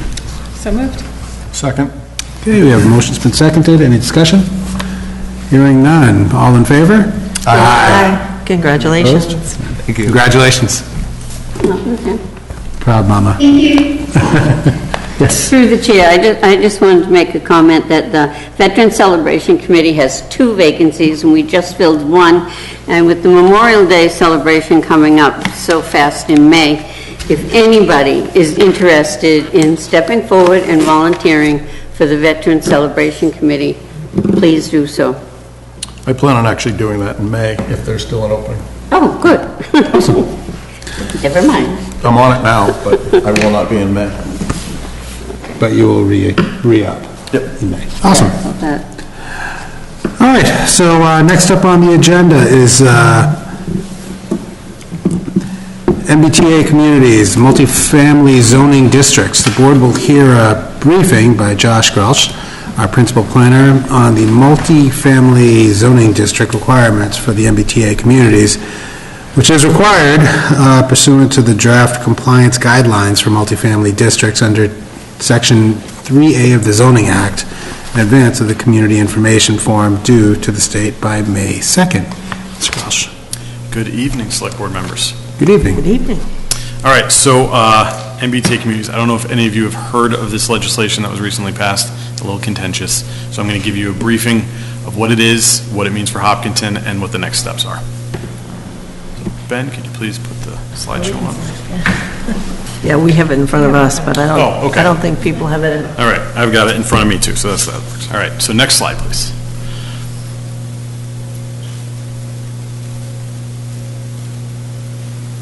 There we go. All right, so what's an MBTA community? So they defined MBTA communities for this legislation. It's basically all of the communities in Massachusetts that are served by the MBTA, the commuter rail, and then the adjacent communities that are next to towns with those stations. So Hopkinton is an MBTA community. Next slide, please. Should be a better visual. These are all the MBTA communities, or what are classified as MBTA communities. You can see Hopkinton is considered a commuter rail community, obviously. We are served by the Southborough commuter rail station. Next slide, please. Ashland, too? Yes, we are served by Ashland, but for the purposes of this legislation, we're not within half a mile of the station, so we're really only served by the Southborough station for this. So this is just the language of the regulations. I'm not going to go through it, but just for your information, this is the actual text. Next slide, please.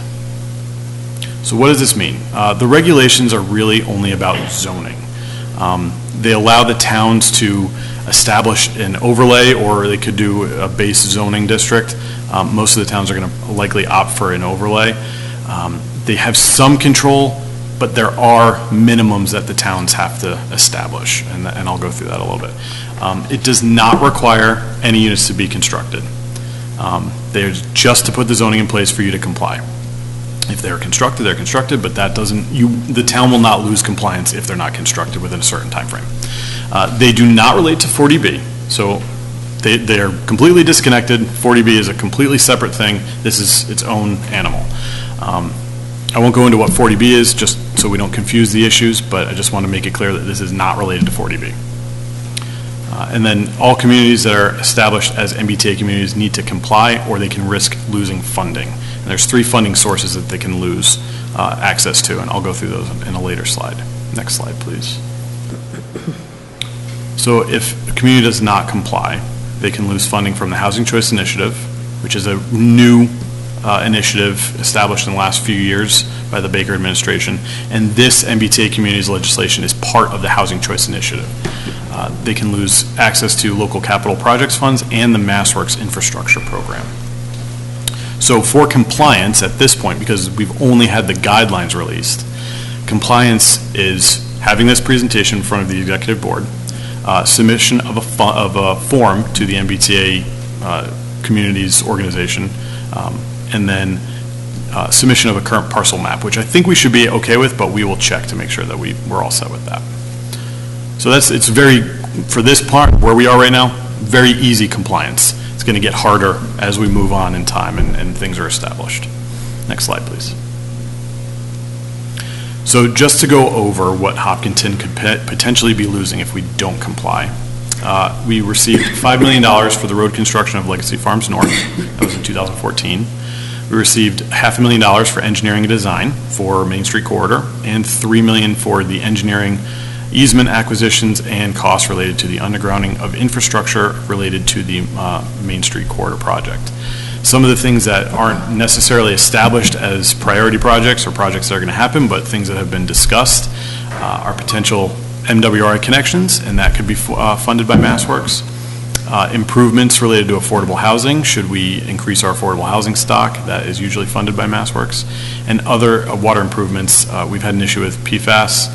That's something that could be funded, the remediation or mitigation of that could be funded through MassWorks. So just so everyone knows, we are invested in MassWorks. We have received funding, and that's a kind of big chunk of change that we could potentially lose. Next slide, please. So how does Hopkinton fit? We are proximate to the Southborough train station because we're within half a mile. We're not within half a mile of the Ashland train station, otherwise we would have to comply. It would have made it potentially a little bit easier to comply, but it doesn't matter because we're only Southborough associated at this point. So we will be required to establish a zoning district, and it could be overlay, could be underlying, likely going to be overlay. And then based on the regulations, you have to have this overlay district within half a mile of the train station. You can't locate it elsewhere. There are provisions for certain locations that are a little bit more remote that you can do like half of it within half a mile and then half of it elsewhere. I don't believe, based on the reading of the guidelines, that Hopkinton will qualify for that, but the guidelines are still not finalized in their, I guess, final form, but that may change based on input from other communities. But as it stands right now, it looks like Hopkinton's going to have everything within the half-mile buffer. Next slide, please. So this is just a visual of where the station is and the parcels that would be considered within the half-mile buffer. Next slide, please. This is a bit closer, so it'll give you a little bit more description as to what is included in this half-mile buffer. So that 24.65 acre parcel, that's going to be excluded. That's part of the Hopkinton State Forest, I believe. Mm-hmm. So that would not be included within the calculations. But you do have Carbones, which is a little over, or a little under 11 acres. And then the Trevor Lane community makes up a big portion of that. And then you've got the area where Turkey Ridge OSLPD subdivision was recently approved. And then the rest of it is mostly single-family homes.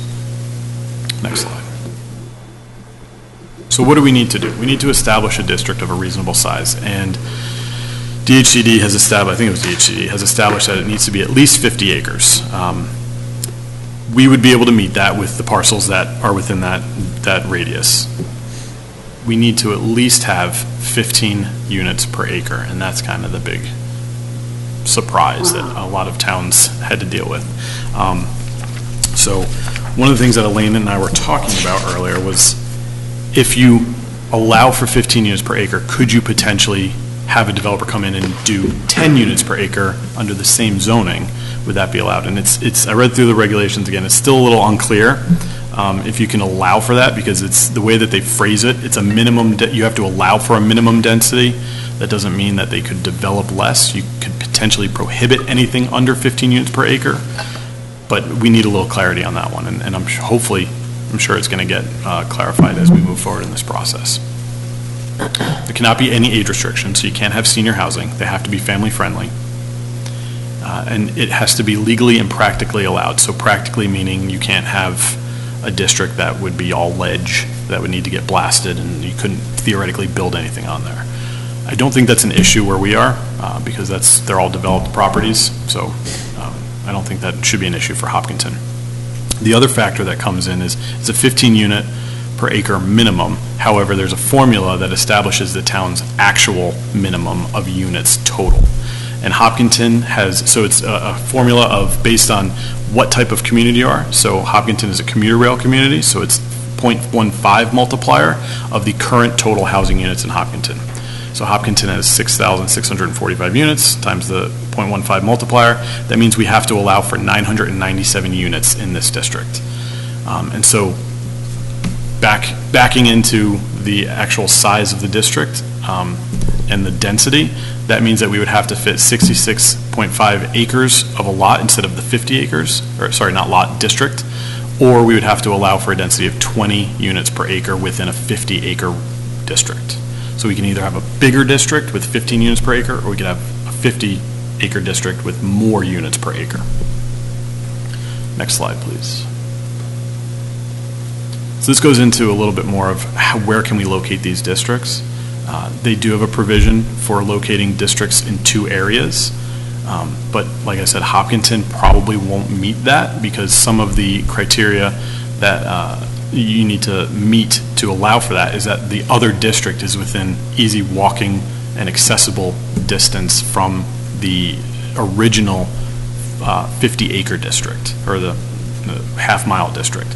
And if we had talked about maybe the downtown area because there's no limit on multifamily housing, if we could qualify that as like a partial district, but really that's probably not going to fly because Cedar Street is no sidewalk, pretty far, not very accessible for pedestrians to go in between the districts.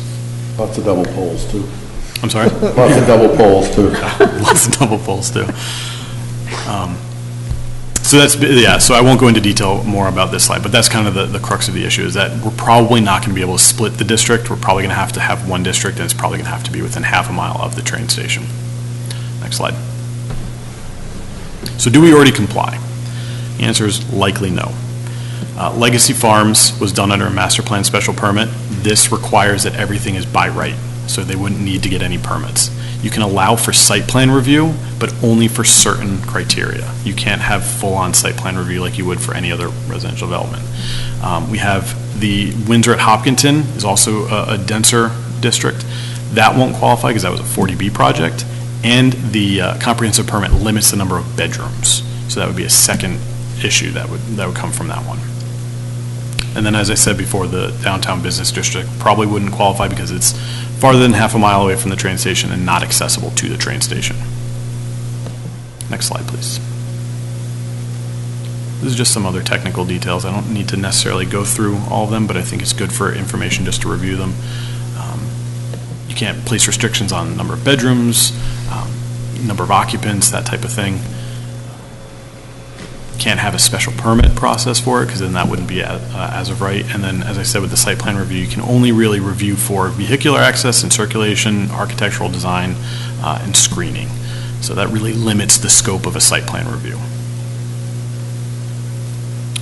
And then the other thing that is interesting how they put it in and may give a little bit of a breath to some people who are concerned in that area. Each area that's developed has to be a minimum of 5 acres. You can't have a parcel of land less than 5 acres developed as part of this. So really, you're not going to have an apartment building on one lot with single-family homes on another lot. You're going to have a couple of those lots together in order to meet that 5-acre minimum.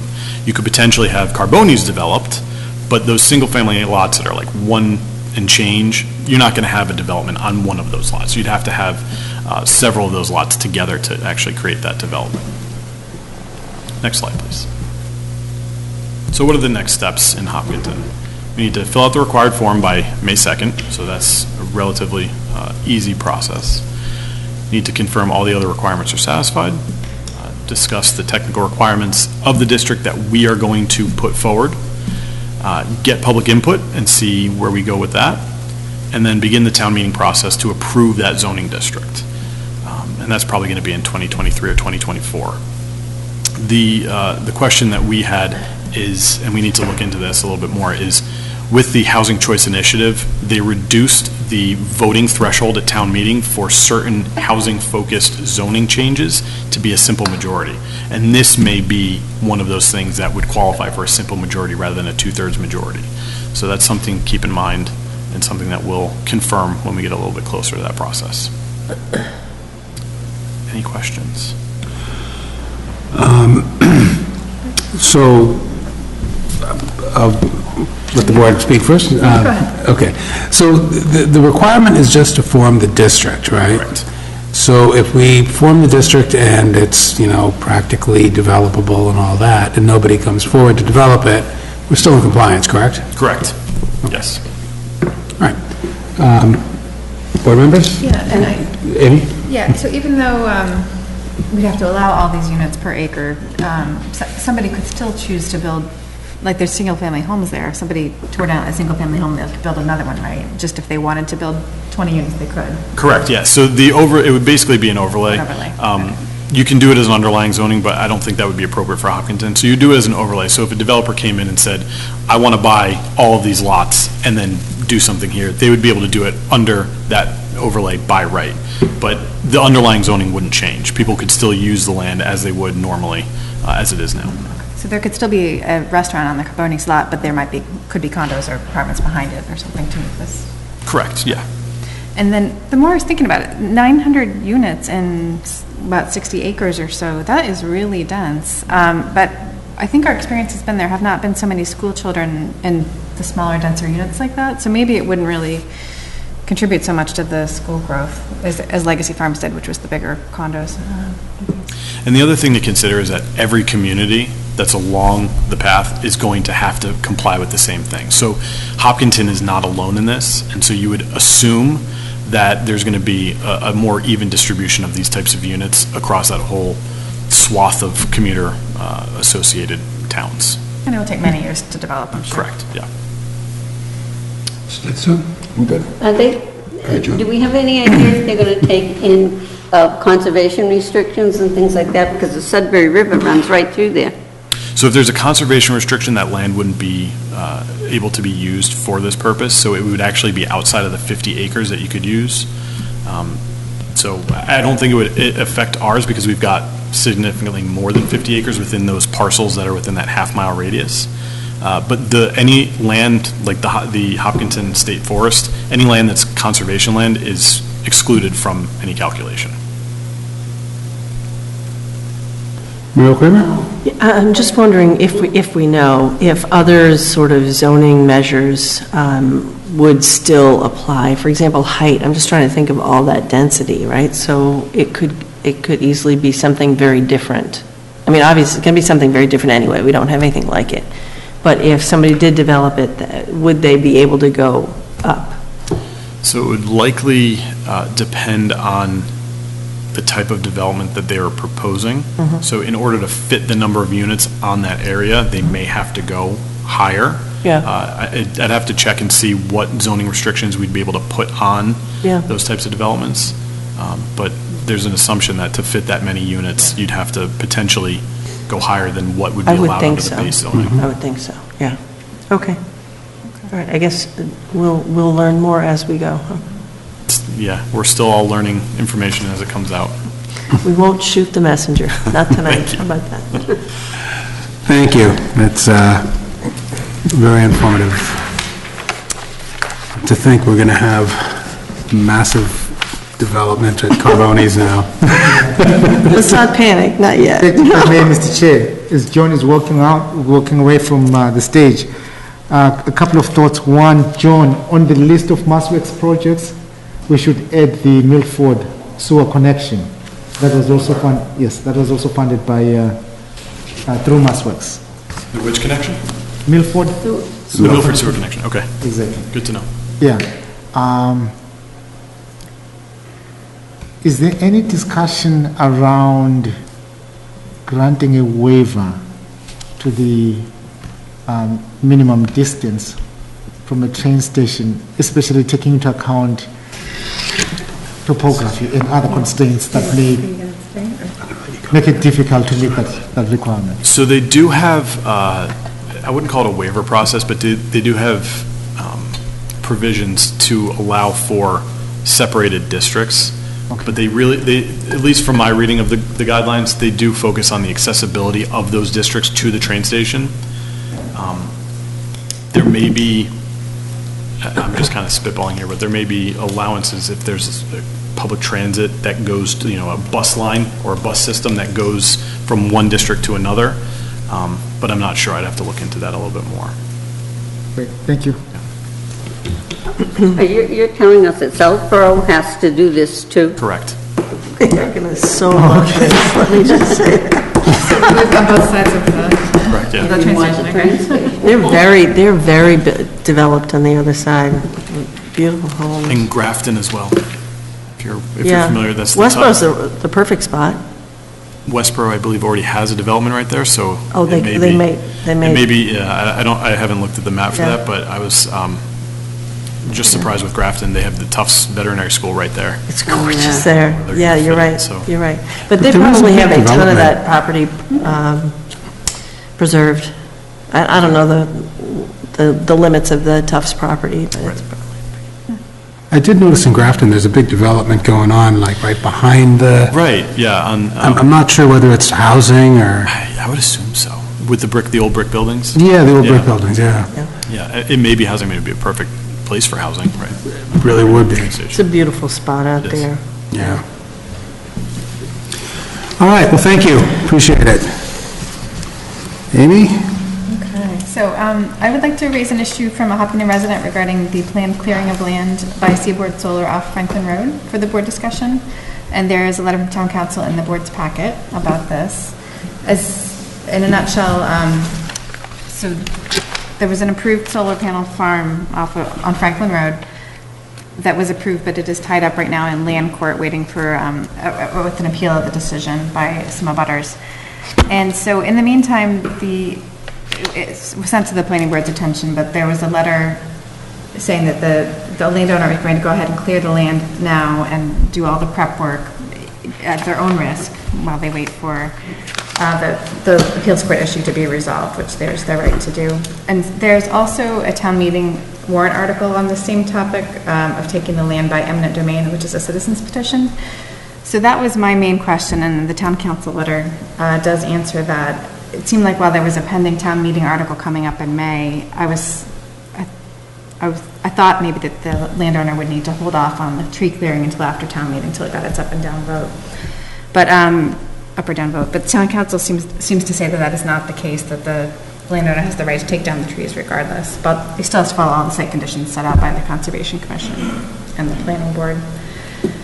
So I don't know if any other board members have any comments or discussion topics on this. Yeah, I'm happy to ask a question. I see John is still here. One question I had, he might be able to answer. Just flipping through these, we're sort of on top of town meeting. Are there any actions before the planning board between now and town meeting that you know of from this developer? There's none required. It's only if they plan on moving forward with certain... It says they have to submit their SWPP. That doesn't have to happen before town meeting. Does it have to happen before they clear? Yes, there are several things that they need to do before they clear. Right, okay. So that has to come before the planning board, is that correct? It has to be submitted. Just has to be submitted? Right. Okay. Yeah. So there's no action that the planning board has to take? Not that the planning board itself has to take, no. In between now and them, they're commencing clearing the lot at their own risk? No, I don't believe so. Okay, thank you. So, I mean, as a property owner, I know that if I have a tree that's threatening the house or, away from the, and away from wetlands, I mean, I can take it down by right? So, I mean... If it's not a scenic road, right? Well, on a scenic road, any tree has to go through approval process? Any tree in the right of way. In the right of way, yeah. Over But 5 like, inches. if you have 3 inches. If you have a tree in the back that's threatening my house, then I can just take it down. Correct. Right. So, I mean, I guess, this is kind of, at least in my mind, it's one of the areas where, we want to be careful of private property rights. If somebody, if this is owned by an entity, and there are no regulatory hurdles, then I don't see why we want to regulate something that's not being regulated now. That's just kind of where I fall on it. So is this citizen's petition brought to us by one citizen or by multiple citizens? Well, it has to have 10 signatures, so. Okay. Yeah. Or it had 10 signatures. So it's an article on town meeting? Correct. Yeah. Okay. There's one citizen that's really, that I know that's really pushing this, that I don't believe lives in town any longer.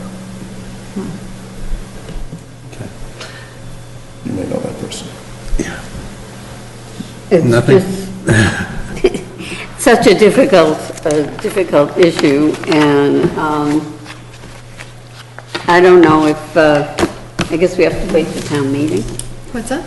Just have to wait to see what happens at town meeting. And they have a few things still to submit to the planning board before they can clear, so.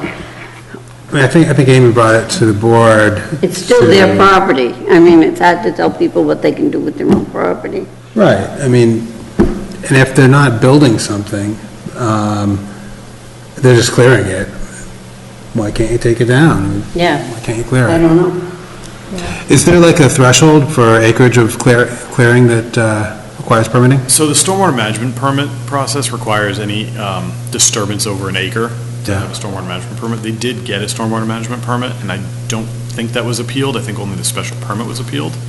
I don't know legally how that plays into account, but Is stormwater management for just clearing, or is it for usually the clearing, proposed project? site prep, and then construction. Okay. Well, I would hope that the developer can wait at least until after town meeting till it has its up and down vote. It sounds like there's several steps with Conservation Commission and perhaps the planning board permit that they have to finish before they can start clearing. And I believe, if I'm correct, if the appeal were to get upheld, then, and they'd already cut the trees down, they would be obligated to replace the trees, is that correct? I believe they'd have to plant. Not the same size. They're not going to be responsible to plant 245-foot tall oak trees, are they? So, no, I don't believe so, but my understanding is that it would essentially be as if it was decommissioned, as a solar array that was decommissioned, and then they have to stabilize the site and replant it, as if they had decommissioned the array. I could be wrong, but I believe that's what it would be. So I guess I would hope that they would hold off and wait and see how town meeting goes and the appeal goes before they actually do the cutting, but it sounds like it is their right for a town council to go ahead. Yeah, I would, you can't help but be a little bit invested in hoping that they would hold clearing that beautiful piece of property until, actually, I would hope that they'd do it until they were actually cleared to go for the solar farm. But yes, it isn't our decision to make, so. I mean, I think the financial, the business decision should guide them to hold off. Right. I mean, it's at their risk, yeah. It's at their risk, but it's not something that I'd feel comfortable kind of intruding on as a government. All right, should we move on? Okay, thanks. Next item is the 2022 annual town meeting warrant, motions and ballot questions. The board will review the annual town meeting warrant and draft motions, consider taking positions on certain articles, and discuss and finalize ballot questions. As far as the timeline, the board must vote on the ballot questions tonight. The board will have to vote to sign the warrant at the next meeting, so any changes to the warrant would need to be done now. The board has this meeting and the next two to take positions on the warrant articles and make revisions to the draft motions. The draft warrant motions and ballot questions are in the board's packet. So, board members, have we all had a chance to look at the questions? Indeed. Okay. So number one would be, question one is, shall the town of Hopkinton be allowed to exempt from the provisions of Proposition 2.5, so-called, the amounts required to pay for the bond issued in order to purchase a replacement fire engine for Fire Engine 2? Question two, shall the town of Hopkinton be allowed to exempt from the provisions of Proposition 2.5 so-called, the amount required to pay for the bond issued in order to pay for upgrades and repair in the vicinity of Fire Station Number 2. That's in Woodville. And then number 3, shall the town of Hopkinton be allowed to exempt from the provisions of the Proposition 2.5 so-called the amounts required to pay for the bond issued in need for to perform repair work on the Lake Maspinock Dam. Question 4, shall the town of Hopkinton be allowed to exempt from the provisions of Proposition 2.5 so-called the amounts required to pay for the bond issued in order to pay for the replacement of air handling units at the middle school and high school buildings, including any planning, design, engineering, construction, and associated costs or expenses related thereto. Question number 5, shall the town of Hopkinton be allowed to exempt from the provisions of Proposition 2.5 so-called the amounts required to pay for the bond issued in order to pay for the increased costs related to the Marathon School Addition project, approved by vote at the 2021 annual town meeting pursuant to Article 17 of said town meeting's warrant, including any planning, design, engineering, construction, and associated costs and expenses related thereto. Question number 6, shall the town of Hopkinton be required to exempt from the provisions of Proposition 2.5 so-called the amounts required to pay for the bond issued in order to replace the Fruit Street turf field, including any planning, design, engineering, construction, or associated costs or expenses related thereto. Do we have any comments or changes to any of these ballot questions? Just want to note that there was, at your seat this evening, there was minor changes to Section 1 and 2. Oh, okay. Including equipment related to the operation of said fire engine? Yes. Yes. And the dam area in question number 3. Okay. That's a damn good question. Dam area question. So first, I have an observation. This is a lot of exemptions, a lot of ballot questions. Can we just get the amounts of each of these as we're... We know they won't be in the question, but just... They won't be in the people wanna question, know. but just for my edification and the public's edification, what are the totals? Yes. I can get to that information in a second.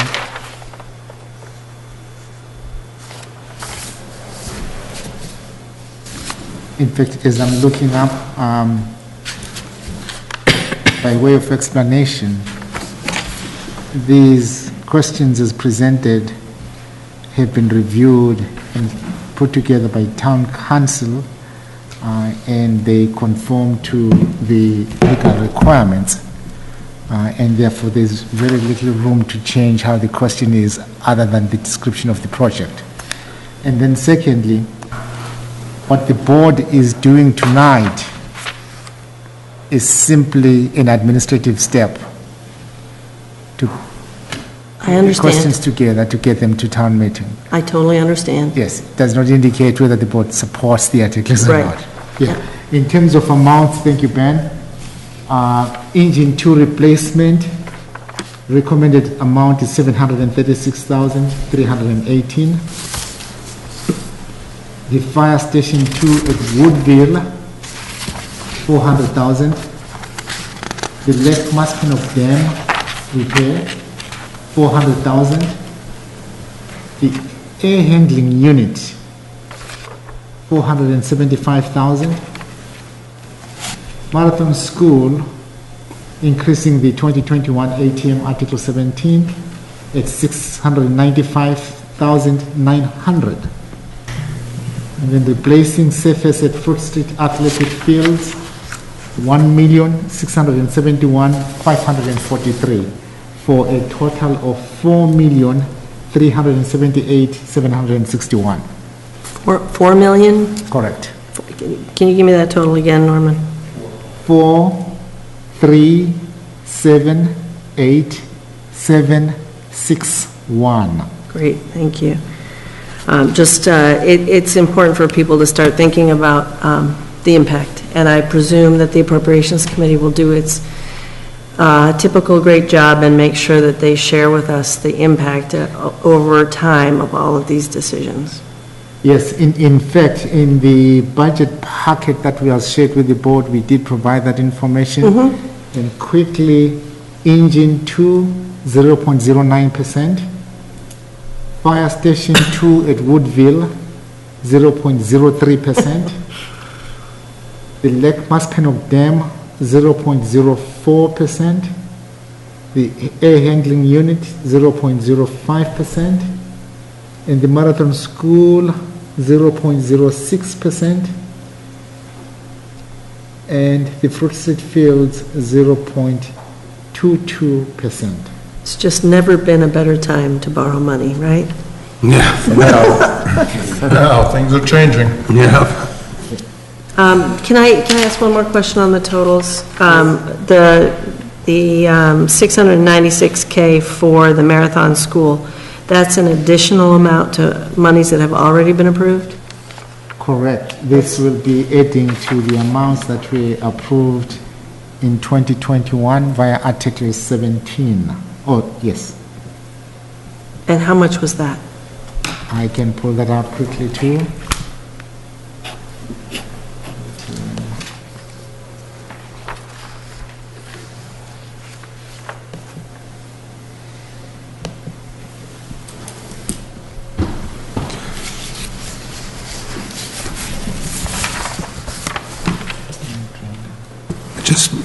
Just for clarity's sake, what we're voting on today is the wording of these questions, correct?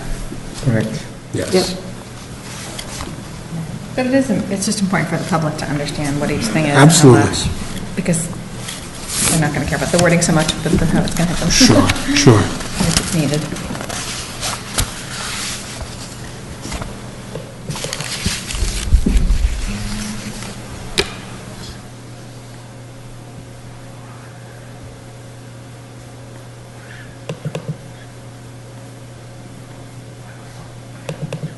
You said Article 17?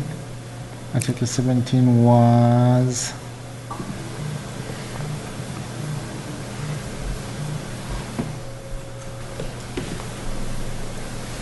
It's 3.6 million, I believe. 3.65. Almost. Just to confirm, Article 17 was, yes, 3,625,000. All right, so that puts us at like 4.3 million for that work. Yeah. Okay, thank you. Thank you. Okay, anyone have any changes, thoughts, comments on the questions themselves, the wording of them? I think just that the public, except for the turf fields, the public might not be very much aware of these other articles, so we just got to make sure we're explaining, you know, what it's for, the reasoning, why it costs this amount and everything. So they're not surprised. Sure. At town meeting. And, well, not at the other. Well, I mean, I think we went through that in the budget discussions, right? Yeah. It's a lot of big numbers in a big hurry, and so I think that some of these decisions have big implications for people, and I think it's worth making sure they understand. And just for the public that doesn't understand, probably most people do, these ballot questions need a vote at town meeting and at the ballot. But either one, if it's positive, carries, and it could come back. And the second half of the needed approval could come back at another time. And I think at the town meeting is where we have a chance to really discuss it and flesh it out and let people understand what's going on. Yep. But I agree, it's important to attach numbers to these questions because it's big numbers, but then the downside here is everyone going to remember when we get to the ballot box? In fact, through the chair, with ballot questions, we usually prepare a document which explains voting yes means X, voting no means Y. So we will have that explanation before the election. For the public. Yeah. Yes. Great. Appreciate that. Excellent. So I'm going to request a motion to approve the ballot questions 1, 2, 3, 4, 5, and 6 as drafted. So moved. Second. All right, motion's been seconded. Any discussion? Hearing none. All in favor? Aye. Any opposed? Okay. Next item up is motions and positions on articles. Board members, have you had a chance to review the draft motions and articles And which articles do you have any questions on?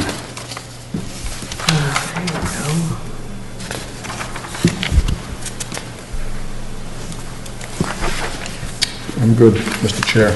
All right. Yeah, so we're just talking about 1 through 9. I don't think I have any questions. 1 through 9.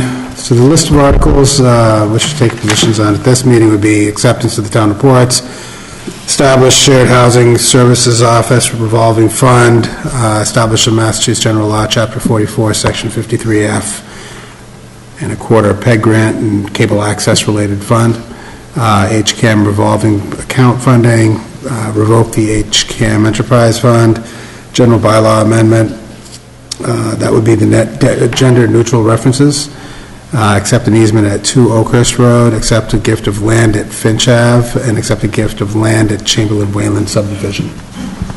Anyone? Yep, okay. Request a motion that the board recommend the following articles to the town meeting. 1, acceptance of town reports. 2, establish a shared housing office, services office revolving fund. Establish a Mass General Law, Chapter 44, Section 53F and 3/4, PEG access and cable-related fund. HCAM revolving fund account funding.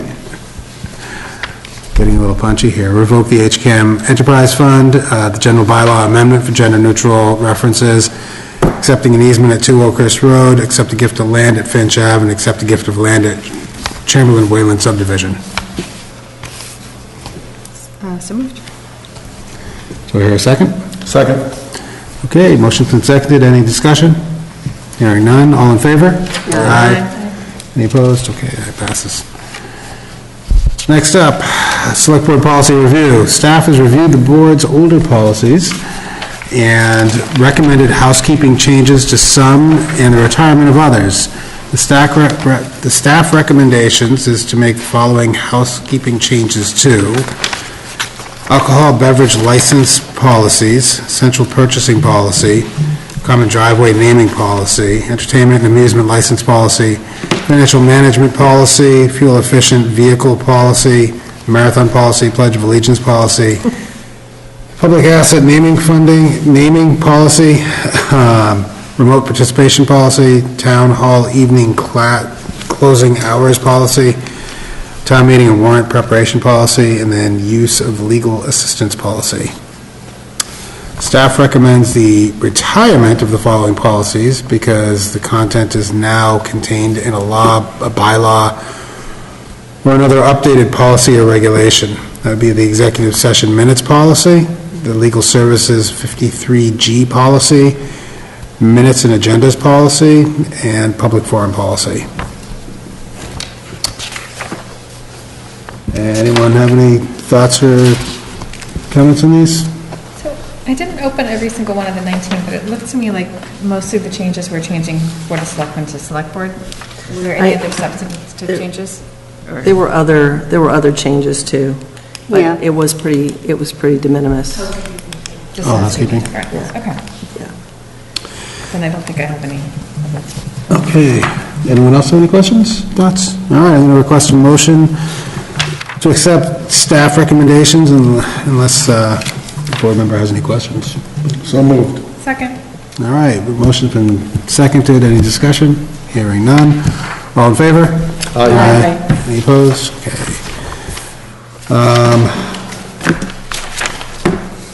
That brings us to the town manager report.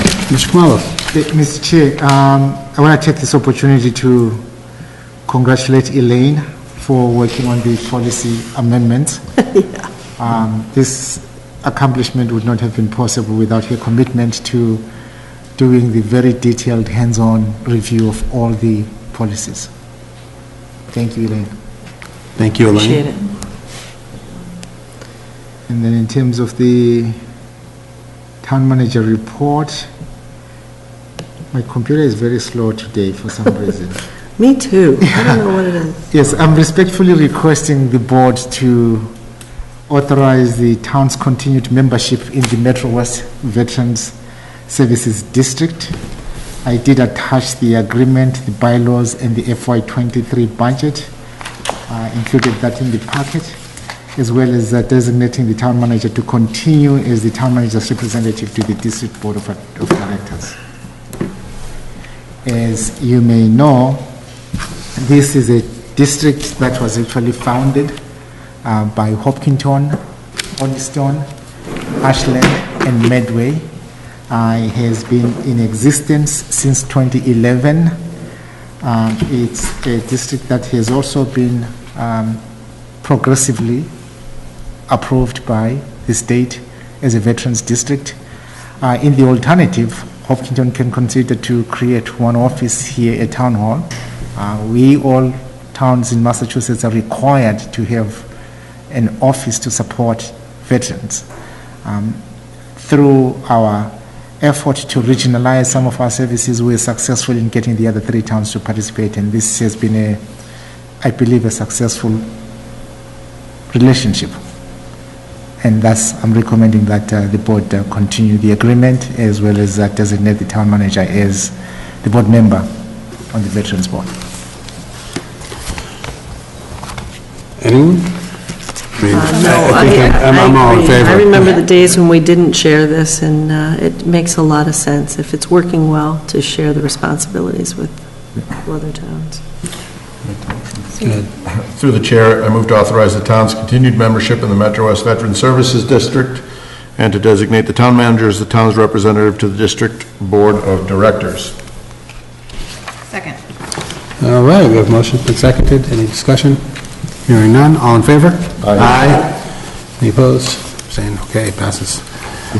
And I also want to take this opportunity on behalf of the community, our veterans, as well as the board, to thank our legislative team, Senate President Spilka, as well as our now retired Representative Dykma. They really worked closely with our team and helped us establish an emergency fund for veterans in the district. These are funds that go above and beyond the regular Chapter 111 funds. Cumberland Farms, I think we heard loud and clear early this evening about the traffic concerns. These are concerns that are also shared by the town. We have been working with Cumberland Farms to address some of the basic signage issues that the board has discussed in the past. They have, meaning Cumberland Farms, has now installed those signs. They will do the striping as soon as the weather allows. In addition, realizing that we continue to receive reports about accidents occurring, and by the way, I've never shared this. Before I came to work for the town of Hopkinton, I was rear-ended twice under the bridge, not at Cumberland Farms, but under the bridge. You gotta keep moving. Yeah, yeah, we'll push it forward.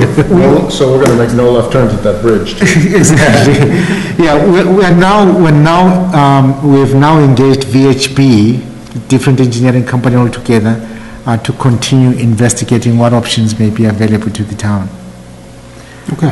It's one of the, I think the ongoing challenge is that we have business operations on both sides of the road that were permitted by town entities that review traffic and so forth. However, we also have a responsibility to continue to monitor how those approvals are working on the ground. And I think this is what we are hearing, that this continues to be a concern. Mr. Kamala, have we made any headway in speaking with Cumberland Farms about them offering to make it a no left turn? Yeah, that has been part of our conversations all along, and they are pretty firm. They were permitted with that ability, and their position is that if we take away the left turns, as well as part of our discussions has been making the median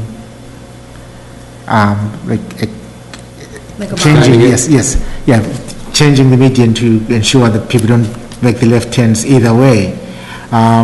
They have clearly said that will impact their business.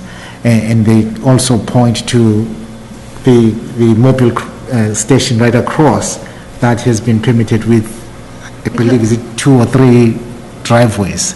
But I was on the planning board and we approved the mobile station across the street, and it's going to have a no left turn sign during peak hours. They're going to have to use the exchange during peak hours. Exactly. There's a rear It has a second exit, to be able to do that left turn. Exactly. However, I think one of the issues that we're running into in our preliminary engineering reviews is that one of the driveways into the mobile station is right after the traffic lights. Oh, we fixed that on planning board now. No, there is a, I think, I mean, they moved, but there's one that's very close to the lights. Exactly. There's some past approval, and I wish I could remember, but it's dropped out of my head. There's some past approval that required us or allowed us to go back and look at the traffic impact there and get some potential mitigation. And I'm not sure whose approval it was.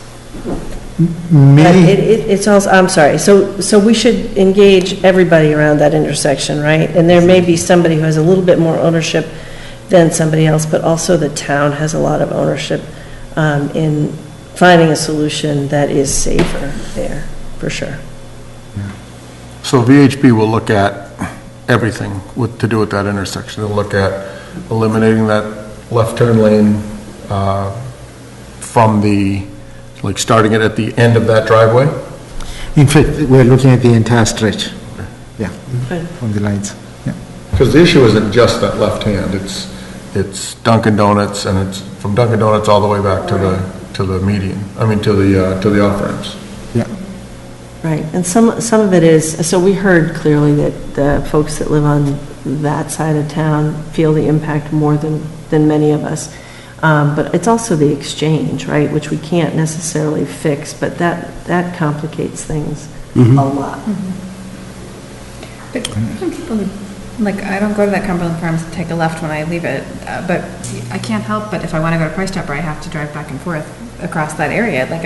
So even if people don't utilize that Cumberland Farms and don't take a left turn themselves, they can't avoid that area of town. You can't.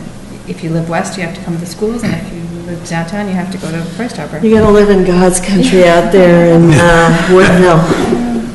The Quebec of Hopkinton.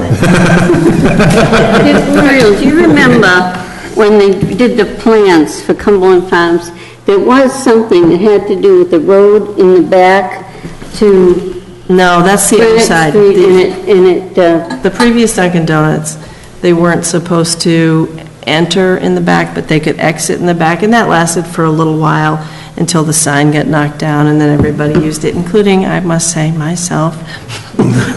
For convenience, it does happen.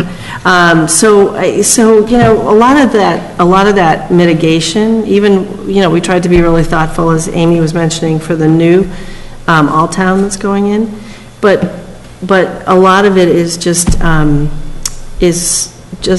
good works. We're hoping that, you know, that people, not necessarily the business owner, but that people will comply with the recommendations, and even, I think in that case, there's a little bit of a barrier on one entrance, but I'm not even sure if there is or not. But people, you know, we're all responsible. Every single one of us who drives a car and flies out of a parking lot across 4 lanes of traffic to the left, you know. Yeah. I think I would recommend that residents speak up to Cumberland Farms too, as customers, and say, it's not safe for me to shop at your store, because, you know, or to go by here. And maybe if they hear from their customers, that will help make them more receptive. But you know, it isn't all there, right? It's not all there. I hope they lean into this with us. I really do, because people have gotten hurt there, and we sure don't want to wait until there's an actual, you know, even more devastating accidents. So we're hoping that they'll lean in with us. So we have VHP looking at it? VHP looking into this in fact, we're scheduled to meet with them for their preliminary report this coming Thursday, I believe. Excellent. Yeah. Can I also ask, through you, Mr. Chair, can we ask John to do some research into the permitting of the different businesses around there? Because I'm pretty sure that there's something that indicates that some developer is supposed to help us if it's necessary. I think, wouldn't that be more appropriate for Yes. planning board? Yeah, that's what I mean, John. Yeah, John Gelsich. Yeah. Yeah. John Westerling. Oh, what did you say? But- You thought I thought you meant John Westerling, but you mean John. Oh, John, no, Sorry. John, just do a little research. Yeah. I mean, yeah, but I mean, I think it would be planning board should be the ones asking them to do that research and getting it. I mean, I'm fine with. Oh, I us. hear you. You know, like, I hear you. There's overlap, aren't we the commissioners of the road?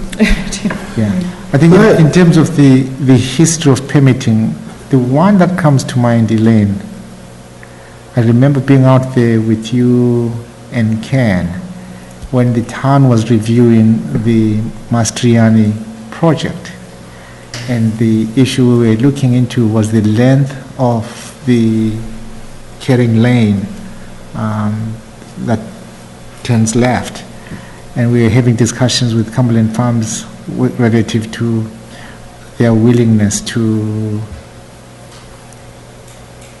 grant the town an easement to extend, was it the right turning lane or the left turning lane? Yeah. Yeah. Yeah. But again, that was in the context of, that became a 40B application. Yeah, the apartments. Yeah. okay. Well, it would be worth knowing all our options. Sure. Yeah. Rotary? FY23 budget update. The Appropriations Committee continues its review. And in fact, in terms of the calendar, we are looking at the Appropriations Committee having a meeting on the 11th to finalize any changes that it has discussed regarding the FY23 budget. And then those changes will be discussed at the Select Board meeting on the 12th of April.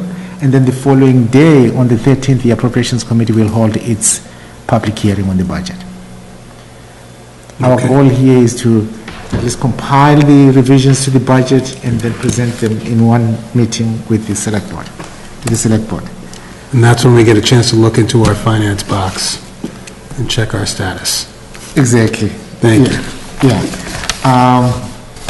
The highlights to date in terms of changes you may be seeing include Tech has confirmed that the increase in its state aid coupled with the reduction in the number of students enrolled from Hopkinton has resulted in a decrease from their current year budget of approximately $31,512. And we are also reporting through the efforts of the procurement office headed by Ben Sweeney, working alongside the fire chief.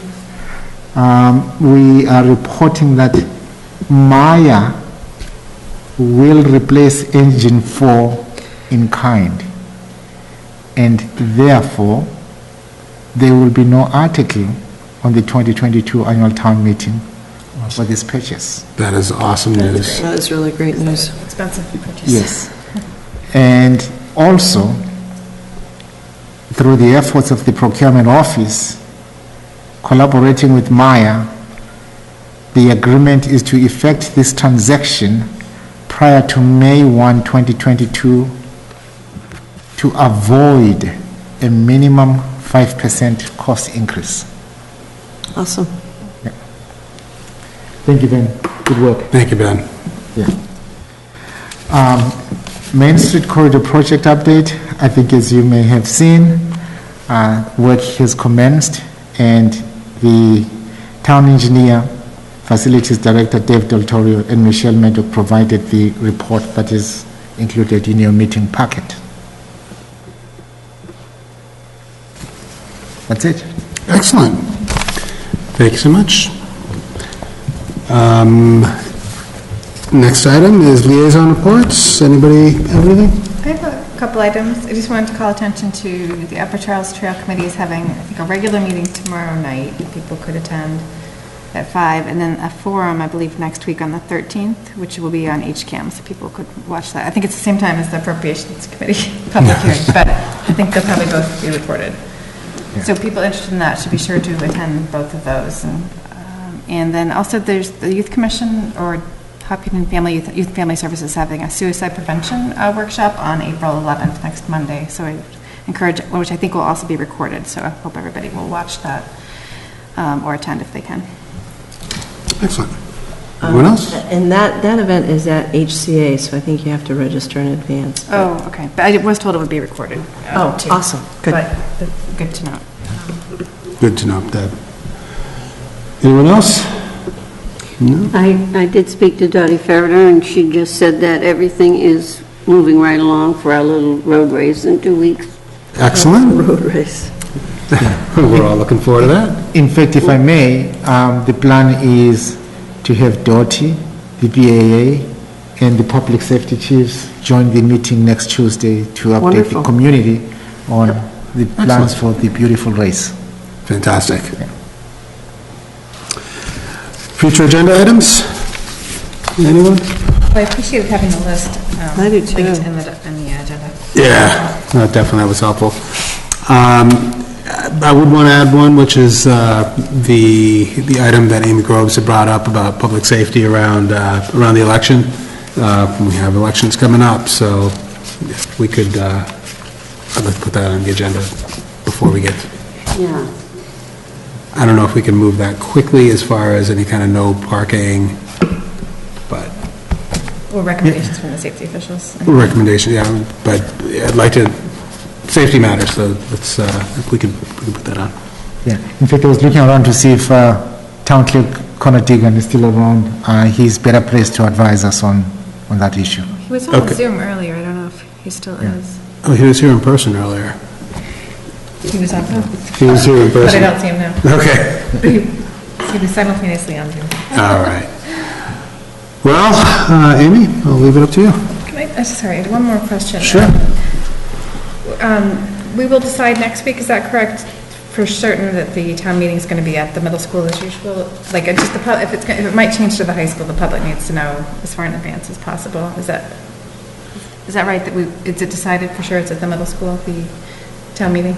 Yes, I think at this point, the discussion is that we will use the regular venue for town meeting. That's our plan. If anything else comes up, then that plan will be adjusted. But otherwise, we're back to our normal venue, normal day, Regular day, routine regular for town time. meeting. Okay.